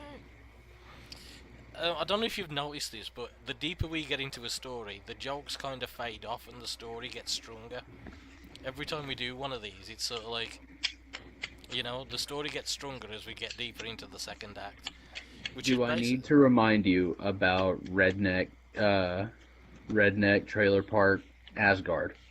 That got serious. What? That got serious. As soon as he met his mother, it got serious. I'm pointing at the screen. The camera's there. That got serious when he met his mother. Yeah, it did. Damn it. Okay, I gotta try to keep punching this up. Okay. Okay, so what we got left? There's one left, right? In level 5? We have Story C, and his team is forming. Sorry, say that again, please. Story C, and a team is forming. Okay, I am going to take... Is it my turn, or is it Trevor? It's Trevor. Oh, it's my turn. Oh, no, hold on shit. a minute. Yeah, it's you. No, it's me. Oh, it's me. It is me. Oh, no. Make up your mind. I'm going to take a team is forming. So they've completed the second, they're facing the second task. They're backing up further and further. Like they are, like this ghost army, not the ghost army, the Veil army is getting closer to them, and nothing's happening. And they realise that they have to get away and they have to move over something. They need to put a distance between them, and they back up until there's only the wall behind them, and they say they're standing there and they're sort of like on a bridge, and this bridge is like high up in the air. They're backing across the bridge, and our little halfling is like the slowest runner, so she's getting to the bridge and everything. And at this point, the cat and Artemis run back and grab her and pull her away, while the Night Walker and the Marshal are covering their retreat. And as the team gets onto the bridge and they're backing up, it's sort of like there's only one person forward, so the person in the front is fighting until they're exhausted and then switching backwards. So they're leapfrogging backwards over each other, and it's like this synchronicity starts to occur between them, where they are no longer fighting alone, they are fighting in order to give everyone what they need to get their breath back. And they're building and they're fighting back. And then the cat, who is at the front, yells, "Go!" And they all run back, and she stands on the bridge covering them with arrows. And then the cat is standing there, and as all the soldiers get onto the bridge, they are Veil inside them, inside the armor, but the armor is still as weight. So the cat slices the bridge, swings backwards and lands and clears the bridge, and then she reaches out, and basically they grab her and hold on to her as the bridge collapses, and takes the army with her in their armor, and it's too heavy for the bridge, and the bridge collapses because they've weakened it. And that's the first time they have all acted together. You had me scared for a second. I thought you were going to do something to my sweet little kitty. Not No, yet. the one you have to worry about doing something to the cat is me. No, I have a plan for the cat. But it's not, I love it's how not the Rick is time. just sitting there going, yes. There's a time That's a for the cat. trophy.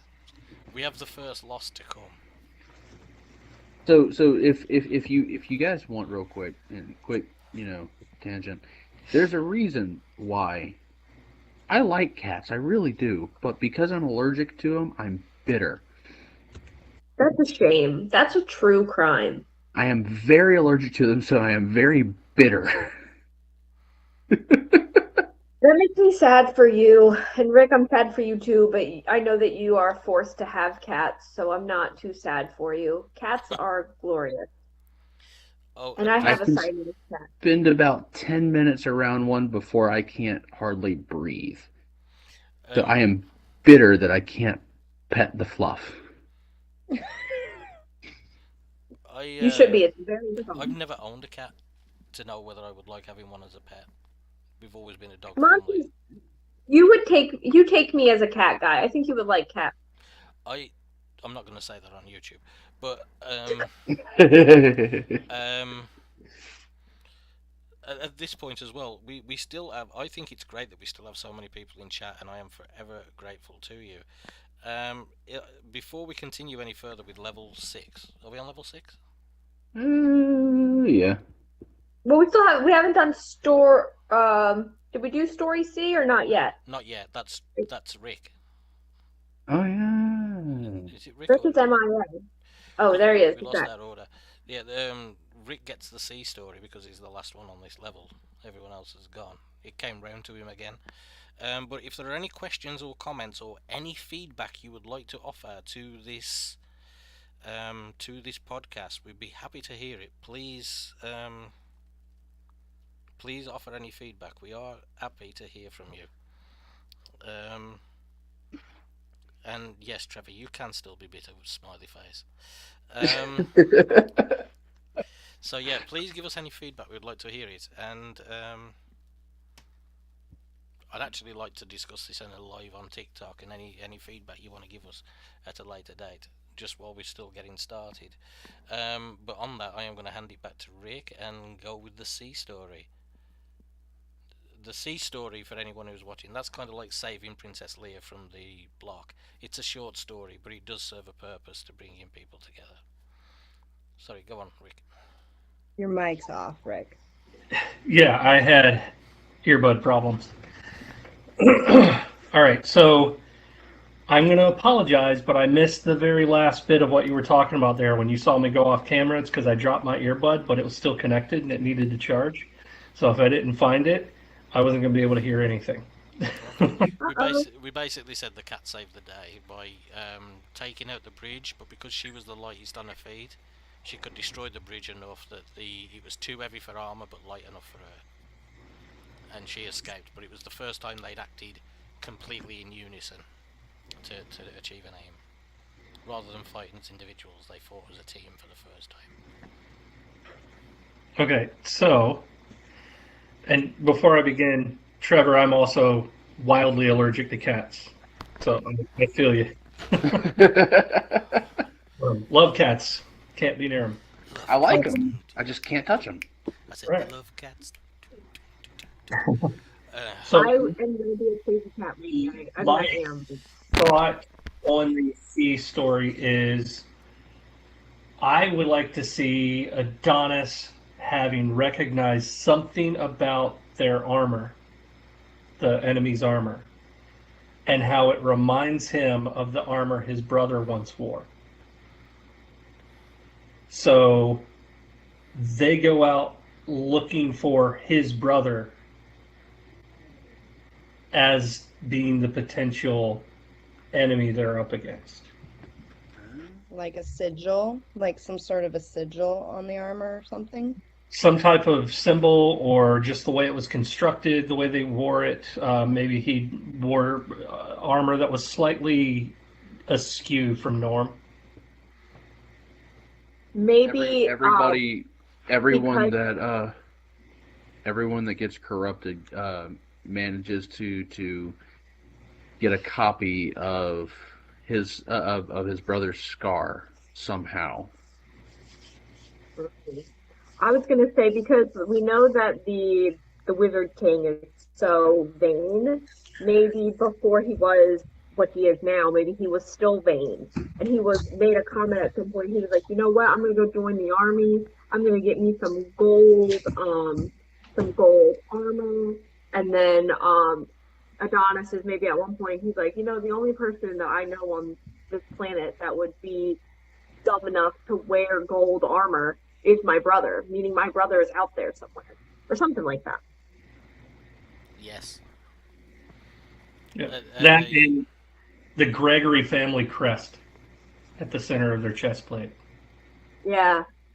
Like the old version that they stopped using decades ago. I'm sorry, I just clicked off chat. How do I get chat back? Because I'm supposed to be watching it. So I've been watching it for you. I'm the last comment still. Okay. I like that. Huh? I like the I like it. It's a good sea story. It sets up that he's going to confront his brother at some point, right? Mm-hmm. Some point.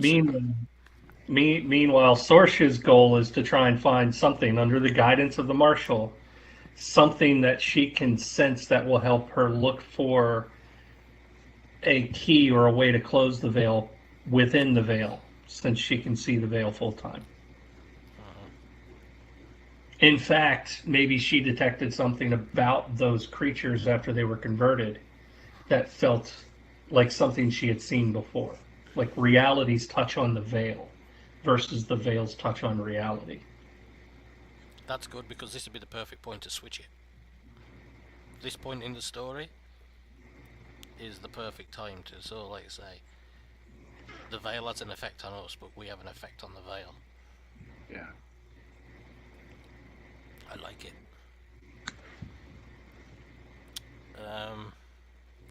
So that's the sea story, and then there's one more part. Nope, that's it. Okay, it is 10 o'clock. We have just level 6 to go, because we always leave it at the end of the second act. Do you want to carry on? I'm good. Yeah? Yep. Okay. So we're going to Willow, MK, Trevor, me. Okay, we're going to go back in order, if that works for everyone. We are on to part 6. If Trevor would like to read out the parts of part 6 and the title of part 6. Level 6. Tension builds. The team grows stronger. The first loss. The bad guys assume the win. The leader struggles alone. New motivation. Ending sea story. Motivation for all. This is Wonderful. the force majeure of any story. I feel, the second half of the second act is. Can I point out something? How well this pattern here lines up with the plot we've already laid out. Mm-hmm. Like the hero does something alone. We all know what that has to be. Yeah. Yeah. It's usually the hero faces something alone is the inner turn. Like, it's the realization of what you've got to do that hurts. It's that kind of, you know what I mean? It's it's the burn. It's the inner burn. It's the bending down. See everything he's built knocked down and bend down to start again with worn out tools. Right. But yet it does line up well. I'm hoping it lines up well with every story. Right now I'm 5 for 8, right? Hmm? I think that's 5 for 5. He's 5 for 5 for the stories lining up. Yeah. Yeah. It's been pretty good so far. Okay. All right. Willow. Which one? I'm gonna do the bad guys assumed win. So I'm gonna say during all this time, while the main group, the party, they have been fighting the Wizard King's legions. He's actually been prepared as well and has sent. Hold on, can't hear you. Yep. Oh. All right. Didn't hear anything. Restate last. Okay, Restate. so while they have been, the party's been fighting this army and they've been working on that, there has been a separate group of that same army that is sweeping over the land, the country, and is pillaging more villages and allowing the Veil to take over more people so that the villain can get more power. And they've actually taken over now a good bit of the continent at this point. So that's his assumed win. So he lost that little bit of power, but he's gotten 3-4 times that back with all the new people he's corrupted. He could say, Yeah, I'm imagining. He could eat the capital city or something. Yeah, take the capital and like the surrounding villages like around it. Just I'd like to inject one thought, if you don't mind, Willow. Yeah, go ahead. When they take the 5th such city, he tests his power again, and he sees the color return to his daughter's skin briefly when he tries it. Oh, that's exciting. Because we need an assumed win. Yeah. An assumed win isn't necessarily going to be a win against our heroes. Remember, our emperor wants his daughter beautiful again. Yeah. And so RL, It's good enough. memory. It's enough to send him towards the battle royale. Like he's gonna go after something. So let's say this isn't the capital city. This is going right after center of mass now.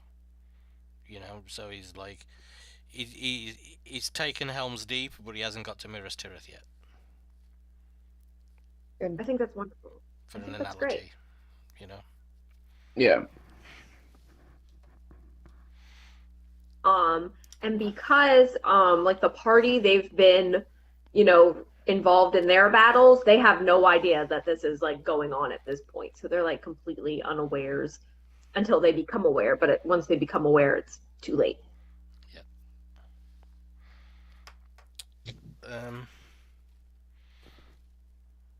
All right. I like it. Me. I'm like First loss. I've Hey, let's got eat the cat. two.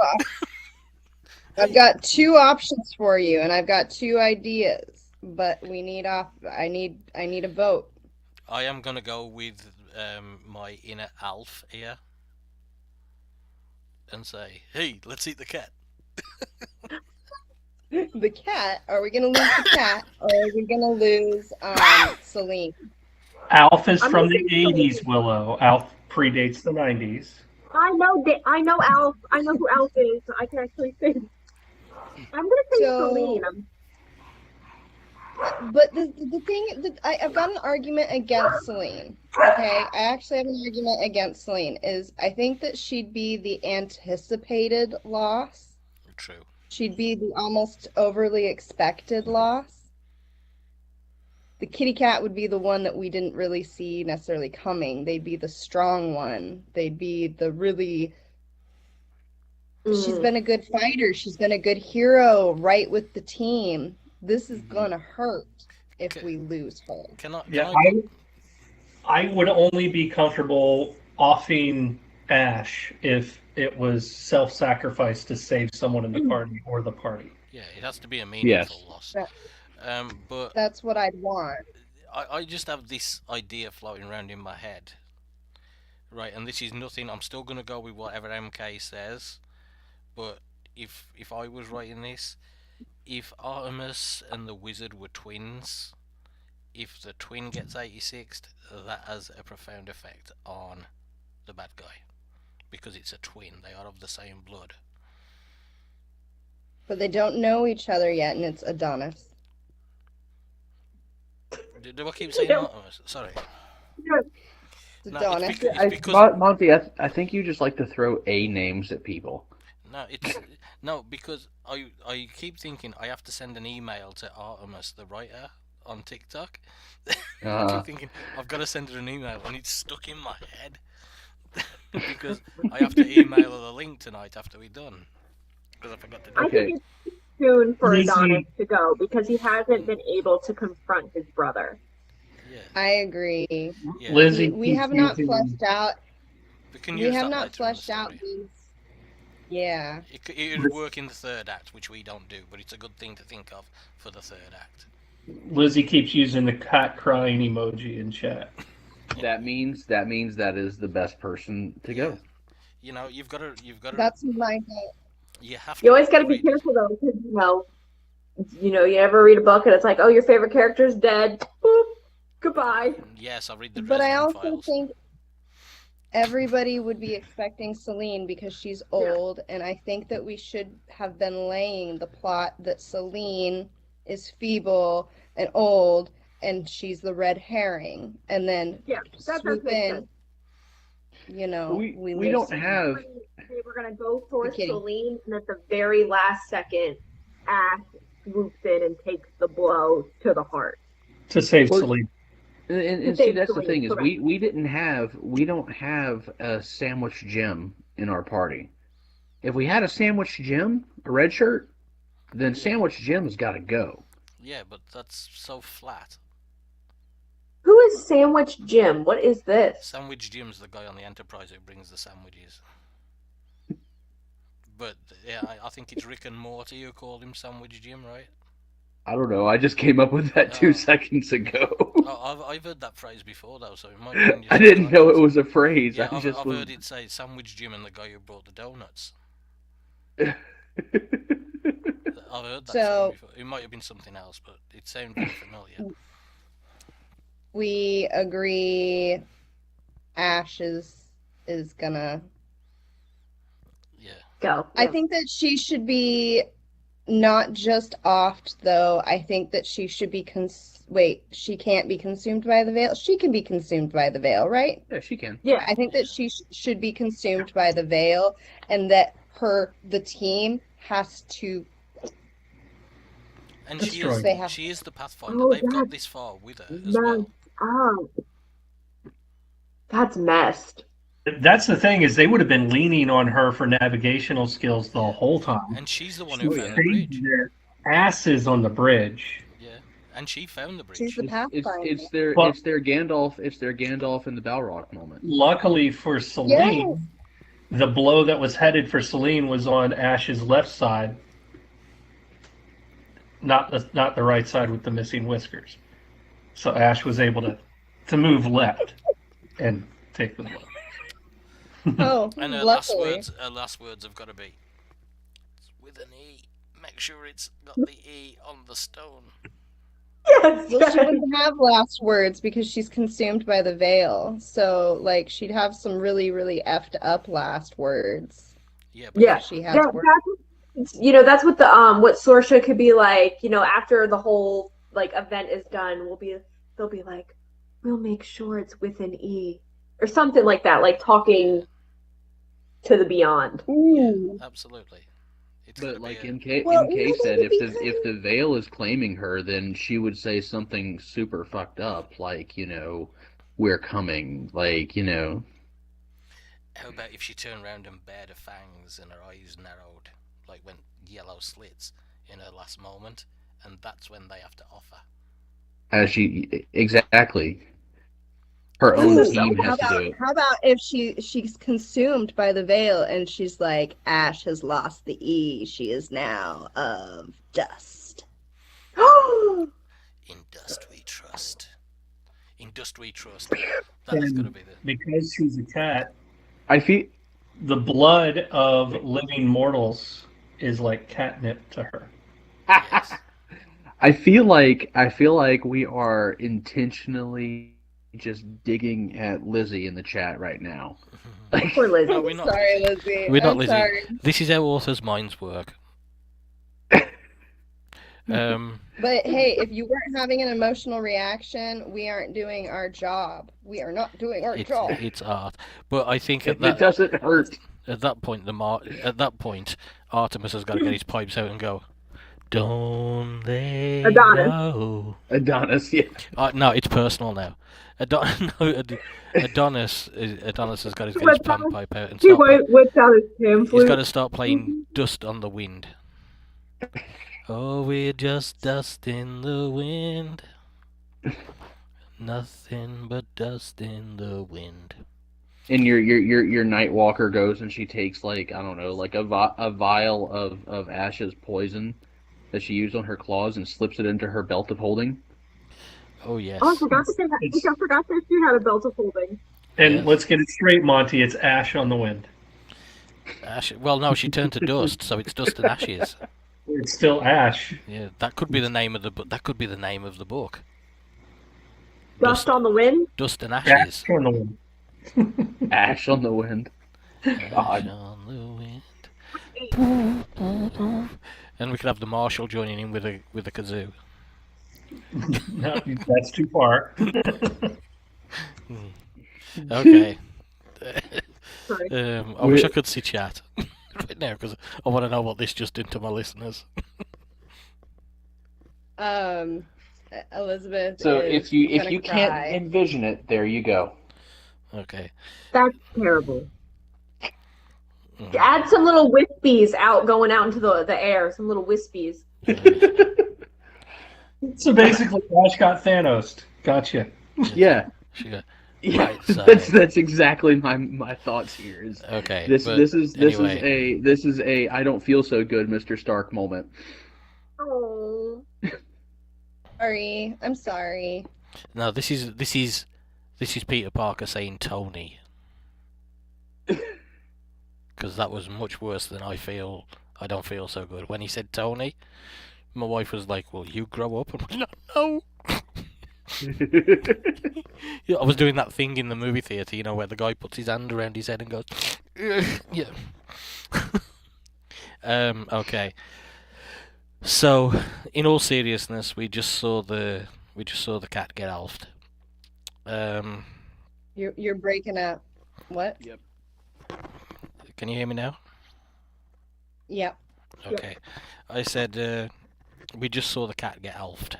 So now it's that's the first loss, and it's very sad. And we need some.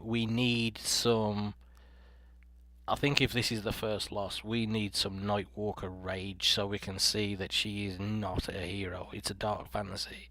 She is not a hero. Yeah. She is an anti-hero. We need some. Very morally gray.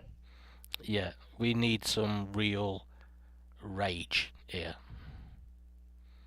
to say, to solidify the loss. Ooh. Raise his hand. Okay, you can just go if you need to. There's a village nearby. And she thinks that they'll be corrupted, and she slaughters them. Yes. Yeah. She saves them from And it. She says, I'll save them from it. There's no hope. No Even hope. the children. Focus With on the children. And then after Order that, 66. would they then get the team grows stronger moment after that? Yeah, because she's got to. Well, not really. She's got to have a. I think we might have the facing alone piece after that. It's whoever gets the next bit. It's MK. Yeah. MK. It's MK. Huh? Yeah, it's MK. It's up to you to pick Well, the next one. I've done like 3 parts. I just raised my hand. You didn't do 3 parts. You touched on one. But I did the first loss. I did the first loss. That was the end of the first loss. The Nightwalker Rage. That's part of the loss. Okay. All right. Don't try and cheat. I'm not trying to cheat. I just don't want to steal somebody else's part. I'm joking, MK. I thought you wanted to go to. I have this idea where I can see your Nightwalker as she's getting more and more pissed off, dropping deeper and deeper into her other half, and getting to the point where she's doing herself harm, but at the same time, out of that twisted, misguided, savior complex, just starts getting rid of any living thing around. Because just because the veil can get in is targeting humans doesn't mean it can only target humans. I'm thinking, You know, rabid evil squirrels and shit. Like a vacuum. but you Just know what? vacuum. Tagging onto RL's idea from way back, how she's like living in both worlds. What if she's seeing the veil creatures and how they can attach to people, or the veil itself? Maybe she sees it hovering over that village. She literally sees the threat hanging over that village. And the So, reader is the end game here sees. that she shakes off the veil's control over her? She can control it when she's done. Is that the Hold, end let game? me get to the leader's struggles alone, and give me that scene. And Okay. Okay. Okay. I think his. if this was me writing this alone, I would say this is the point where I think the person who stops her on the rage has to be the marshal. But he doesn't go in with force, he goes in with kindness. 100% agreed. And then she struggles alone. But if it 'Cause was she a needs dark, time to spicy romance, what he'd she pull that obsidian blade and put it up against her and a wall. Sorry. I like the just- fact that I no, it's the hand motion that you made when you did it that struggled, that I had a problem with you. What? She had the straight up. She had the straight up five knuckle shuffle moment. Oh, MK. MK. That could be a title of Hey. another book we do. When we do comedy, we'll call it OMK. It'll just be a put. I do multi-genre. But yeah, I think at that point we should go to if Rick wants that part, I say go to Rick. If that's cool with you, MK. Absolutely. Go, Yeah. Rick. all right, so when the marshal approaches her in that city to stop the killing spree, she has two gut instincts, two reactions. One, she's in a fit of rage.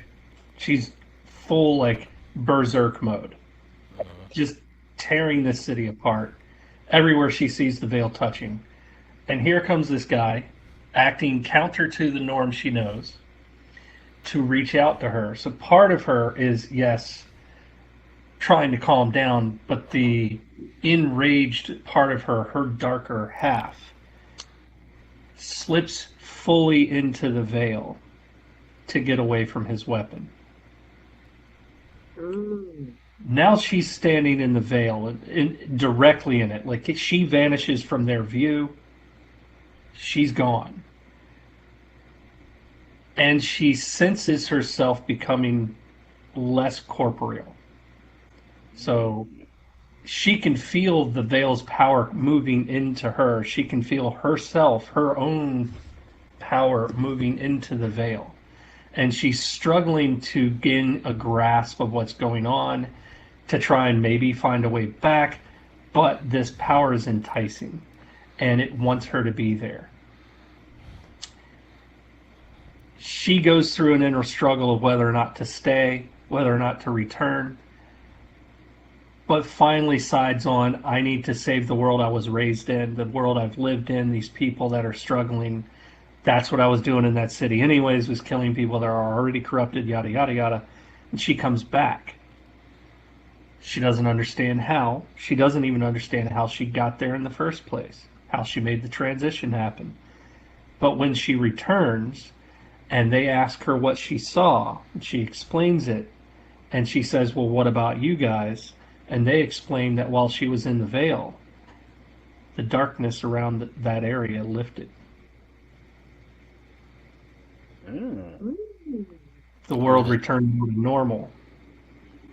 Love it, love it, love it, love it, love it. I cannot express how much I love that idea right now. Yeah. That's wonderful. It is. It's. We learned something new. We learned that maybe she needs to go to the dark side. You have to go into the dark and find your way back.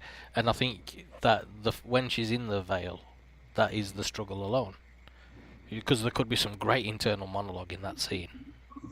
Really great internal monologue. And then there's the reality check on the exit between all of the party members discussing, well, what does this mean? Yeah. And I'll leave it up to this is Or the aftermath of this is the motivation for all, because you said the darkness has lifted. here's an idea. Here's an idea, because we're getting close to the end of Act 2, right? Yeah. We've got two bits left, right?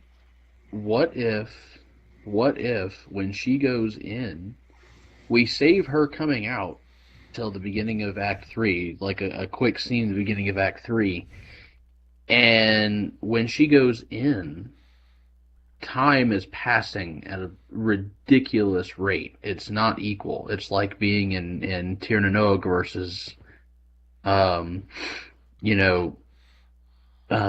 mortal realm. So where, you're in Tir na Nog, time passes almost non-existently. Maybe it's been like 20 years or something, and, the Emperor has basically withdrawn. He has no true power anymore for 20 years until she finally comes fully back out. And all of a sudden, you enter your Act 3, and the Emperor just is sitting there on his throne and just, it's back.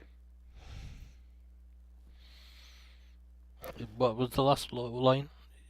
It's back. She comes back out, and the power's back. The only thing I would say about a long time gap like that is the whole Emperor motivation being his daughter. We've already set the stage that his daughter would have been well and gone by then. Yeah. And nobody to save. And also we'd have lost the littling. Yeah, I think a smaller time jump makes sense, but I do agree with the principle. I would have it miss a couple days in the real world for a couple hours in the Vale. Okay. Or do I you miss it like the your other way? idea as a cliffhanger for, like, if we had gone through a whole third act and we wound up here Right. at the end of the act, I would like it, and then, like, resume on book 2, but we're on the second act.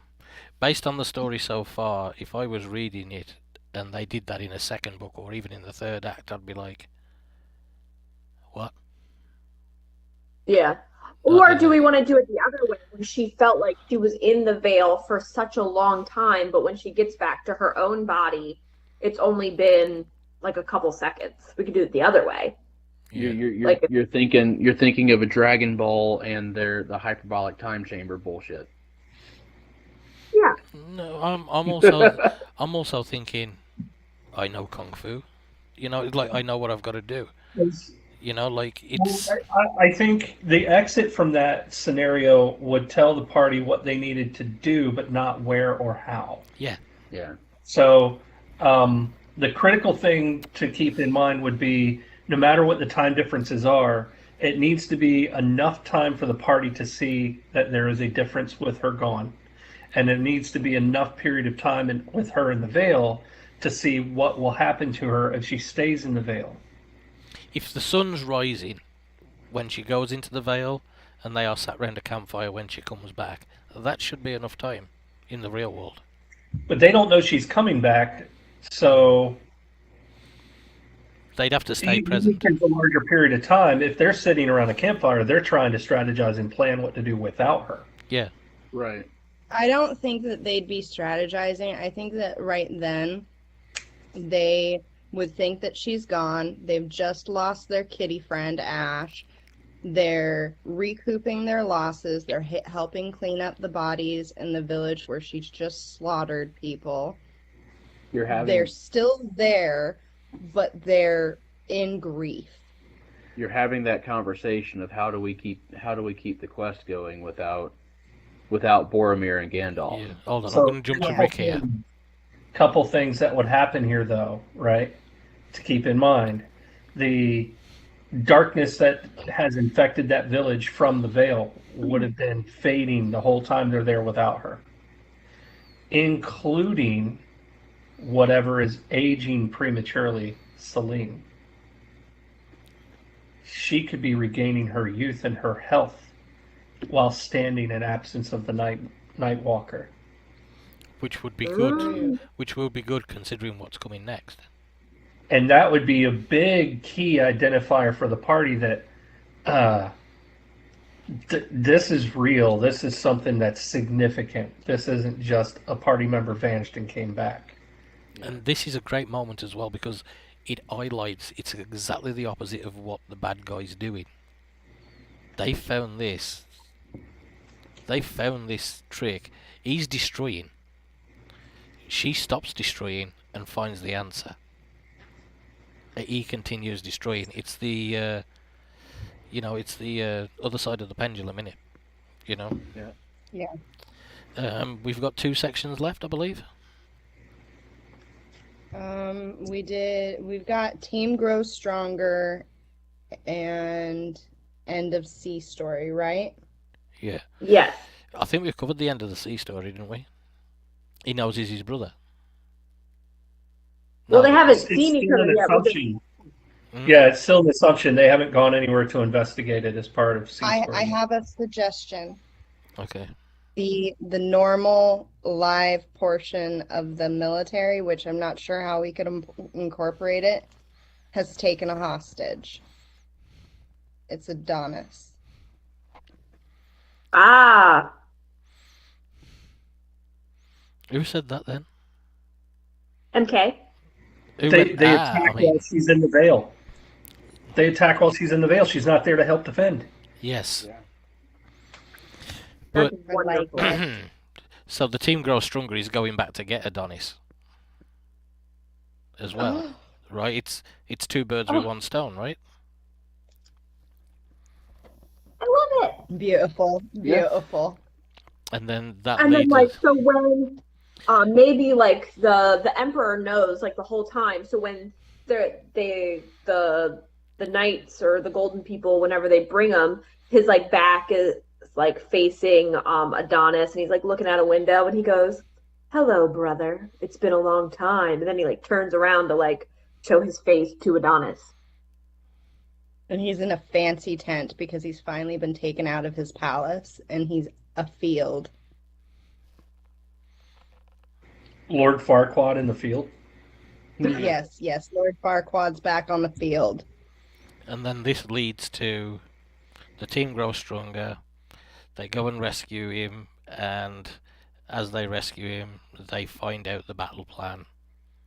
And it's all or nothing. They run back to the capital city, and it's time for the showdown. We're going to have a fight. You're gonna Gonna have a have fight. a heck of a fight. A dance off. Yeah, we're gonna stomp the yard. West Side Story style. Yeah, and if you are watching this and you are not a writer, this is what we call the magic moment as a writer, when everything syncs up at that point, and you realise all that brainstorming and all that note taking and all that world building just gave you the story. Now all you have to do is finish it. And when it comes to finishing it, it's over to you. If anyone's out there who wants to take this story, please do so with our blessing. Do we concur? Yeah, 100%. Absolutely. And if anyone does, please let us know so that we can read it. Yeah, Yes. absolutely. And, Also, just to reiterate, keep in mind you cannot use a short person halfling. For anybody that wants the brief history of that, the original Dungeons and Dragons was going to get published with Hobbits, and J.R.R. Tolkien's estate sued them, so they switched to halfling and they copyrighted it. Also, yeah. So call them the we. The we. Or something like that. You know, we are one of the we. also, it is a requirement if you're going to write this. My art, contact me. The art has to be used. Someone just said that in chat. That's hilarious. Just for legal purposes, that is not a requirement. The It is a picture of requirement. a stick figure cat blowing away in the wind on the cover with Ash to the Wind as the title of the story. Yeah. The early conceptual art for the Yeah. story is going to be worth millions. Yeah. With that, I would like to say thank you to my co-host, as always, Trevor. Thank you. I know we're going to see you next week unless work interrupts us. Well, you know how that goes. Yeah. And I hope Mike will be back next week. Yeah. Poor Mike. To my guests, MK Dockery, Willow Astoria, and RL Parker, I would like to say thank you. I can't. Thank you for both. having me. Yeah. And it's been a blast, and once again we've created a story out of nothing by brainstorming Pansy and at following its a plan. finest. Hmm? Pansy at its finest. Panelists. Well, technically it's an outline because we had a plan to work to. It's an outline for pantsers. I think that's That what was a story structure guide, not an outline. Okay. Semantics. All I can say is this was fun, and while I'm not entirely sure if I'll continue doing the artwork, I will stop watching if you stop doing the artwork. Yeah. I will stop hosting if you stop doing the artwork. All I'm going to ask you is you do it at the end of each level. I think your artwork needs to be like its own like TikTok video in the morning. What you need to do is liberate one of those A1 boards, Oh God! flip charts from work. You know, and draw the flip charts and go through it Just as a quick review, and we'll do a Do review. this at the whole thing standing up on a Yeah. tripod. Yeah, and you can have your little friend the squirrel in the bottom.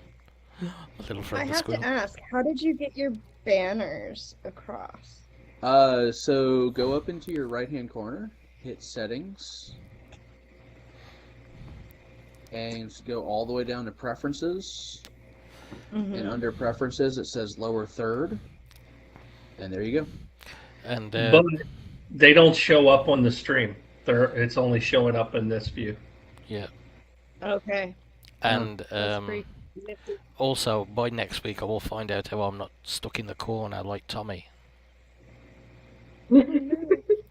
Tommy was in a movie, Willow, called Blair Witch Project, which was in the 90s. And that was in Maryland. And it was before the 2000s. Yeah, it was 1997. I was born before 1997. You wasn't. I was. You can't count movies that came out when you were 2 or 3 years old. You're You didn't see 24. the release. You're 24 years old, aren't you? I wish I was 24. Oh, I thought you was 24. I'm 28 on my birthday this Oh year. God, 28. Oh my God. So you I'm two of are you. younger than me. The age difference between me and Willow can almost drink. Yeah, the age difference between me and Willow can buy a house. Yeah, the age difference between she and I is only 2 years, so that's not that big of a gap on that one. I know, everyone thinks I'm a little baby. Okay, before we do any of this, let me say to the guests, if you guys can stay on for a minute after we end the stream. But, guys, I am going to end the stream now. Thank you all for your input and watching. If you've got any feedback, let me know. If you like what we did here, let others know. If you don't, let me know. And I will talk to you all later. Oh, yeah, next week. To start this show off, because it is called the Science Fiction, Fantasy and Punks podcast, we are going to do our first 3 shows by doing a subgenre of fantasy, which was this week. Next week will be a subgenre of science fiction, and then we will be on to one of the subgenres of cyber/steampunk. And we'll keep. And after that, we will have a spinning wheel, which we spin round, and we do not know until the end of each show what we will do. We will have a spinning wheel for the major genre, and then I have all the subgenres in a box, and whichever one I pick out is what we do the week after, which means a When lot he of says research. spinning wheel. Hmm? And when It's he says actually spinning wheel. it's actually a digital spinning wheel, so it was quicker and easier than making one, because I don't want to get my Me router out. getting drunk and spinning in circles. And next week's is Dystopia. Dystopia. Ooh. That's exciting. So, thank you. If you are a writer and you would like to take part in the Dystopia part and join the panel for next week, we are accepting applications. You can either message me on TikTok, Facebook, or Instagram, or you can email me. And I did have a leak with my email on, but I accidentally deleted it right before the show. But just message me and I'll get the form to you. Also, the form for the application forms will be underneath this tomorrow, so you can just come back, view it, and click it. Please remember to subscribe, ring the bell, and give us a like. We really do appreciate it. I want to say good night from me. One at a time. Good night, night. everybody. And you guys have a great week. Till next week. Bye, everybody. And we are...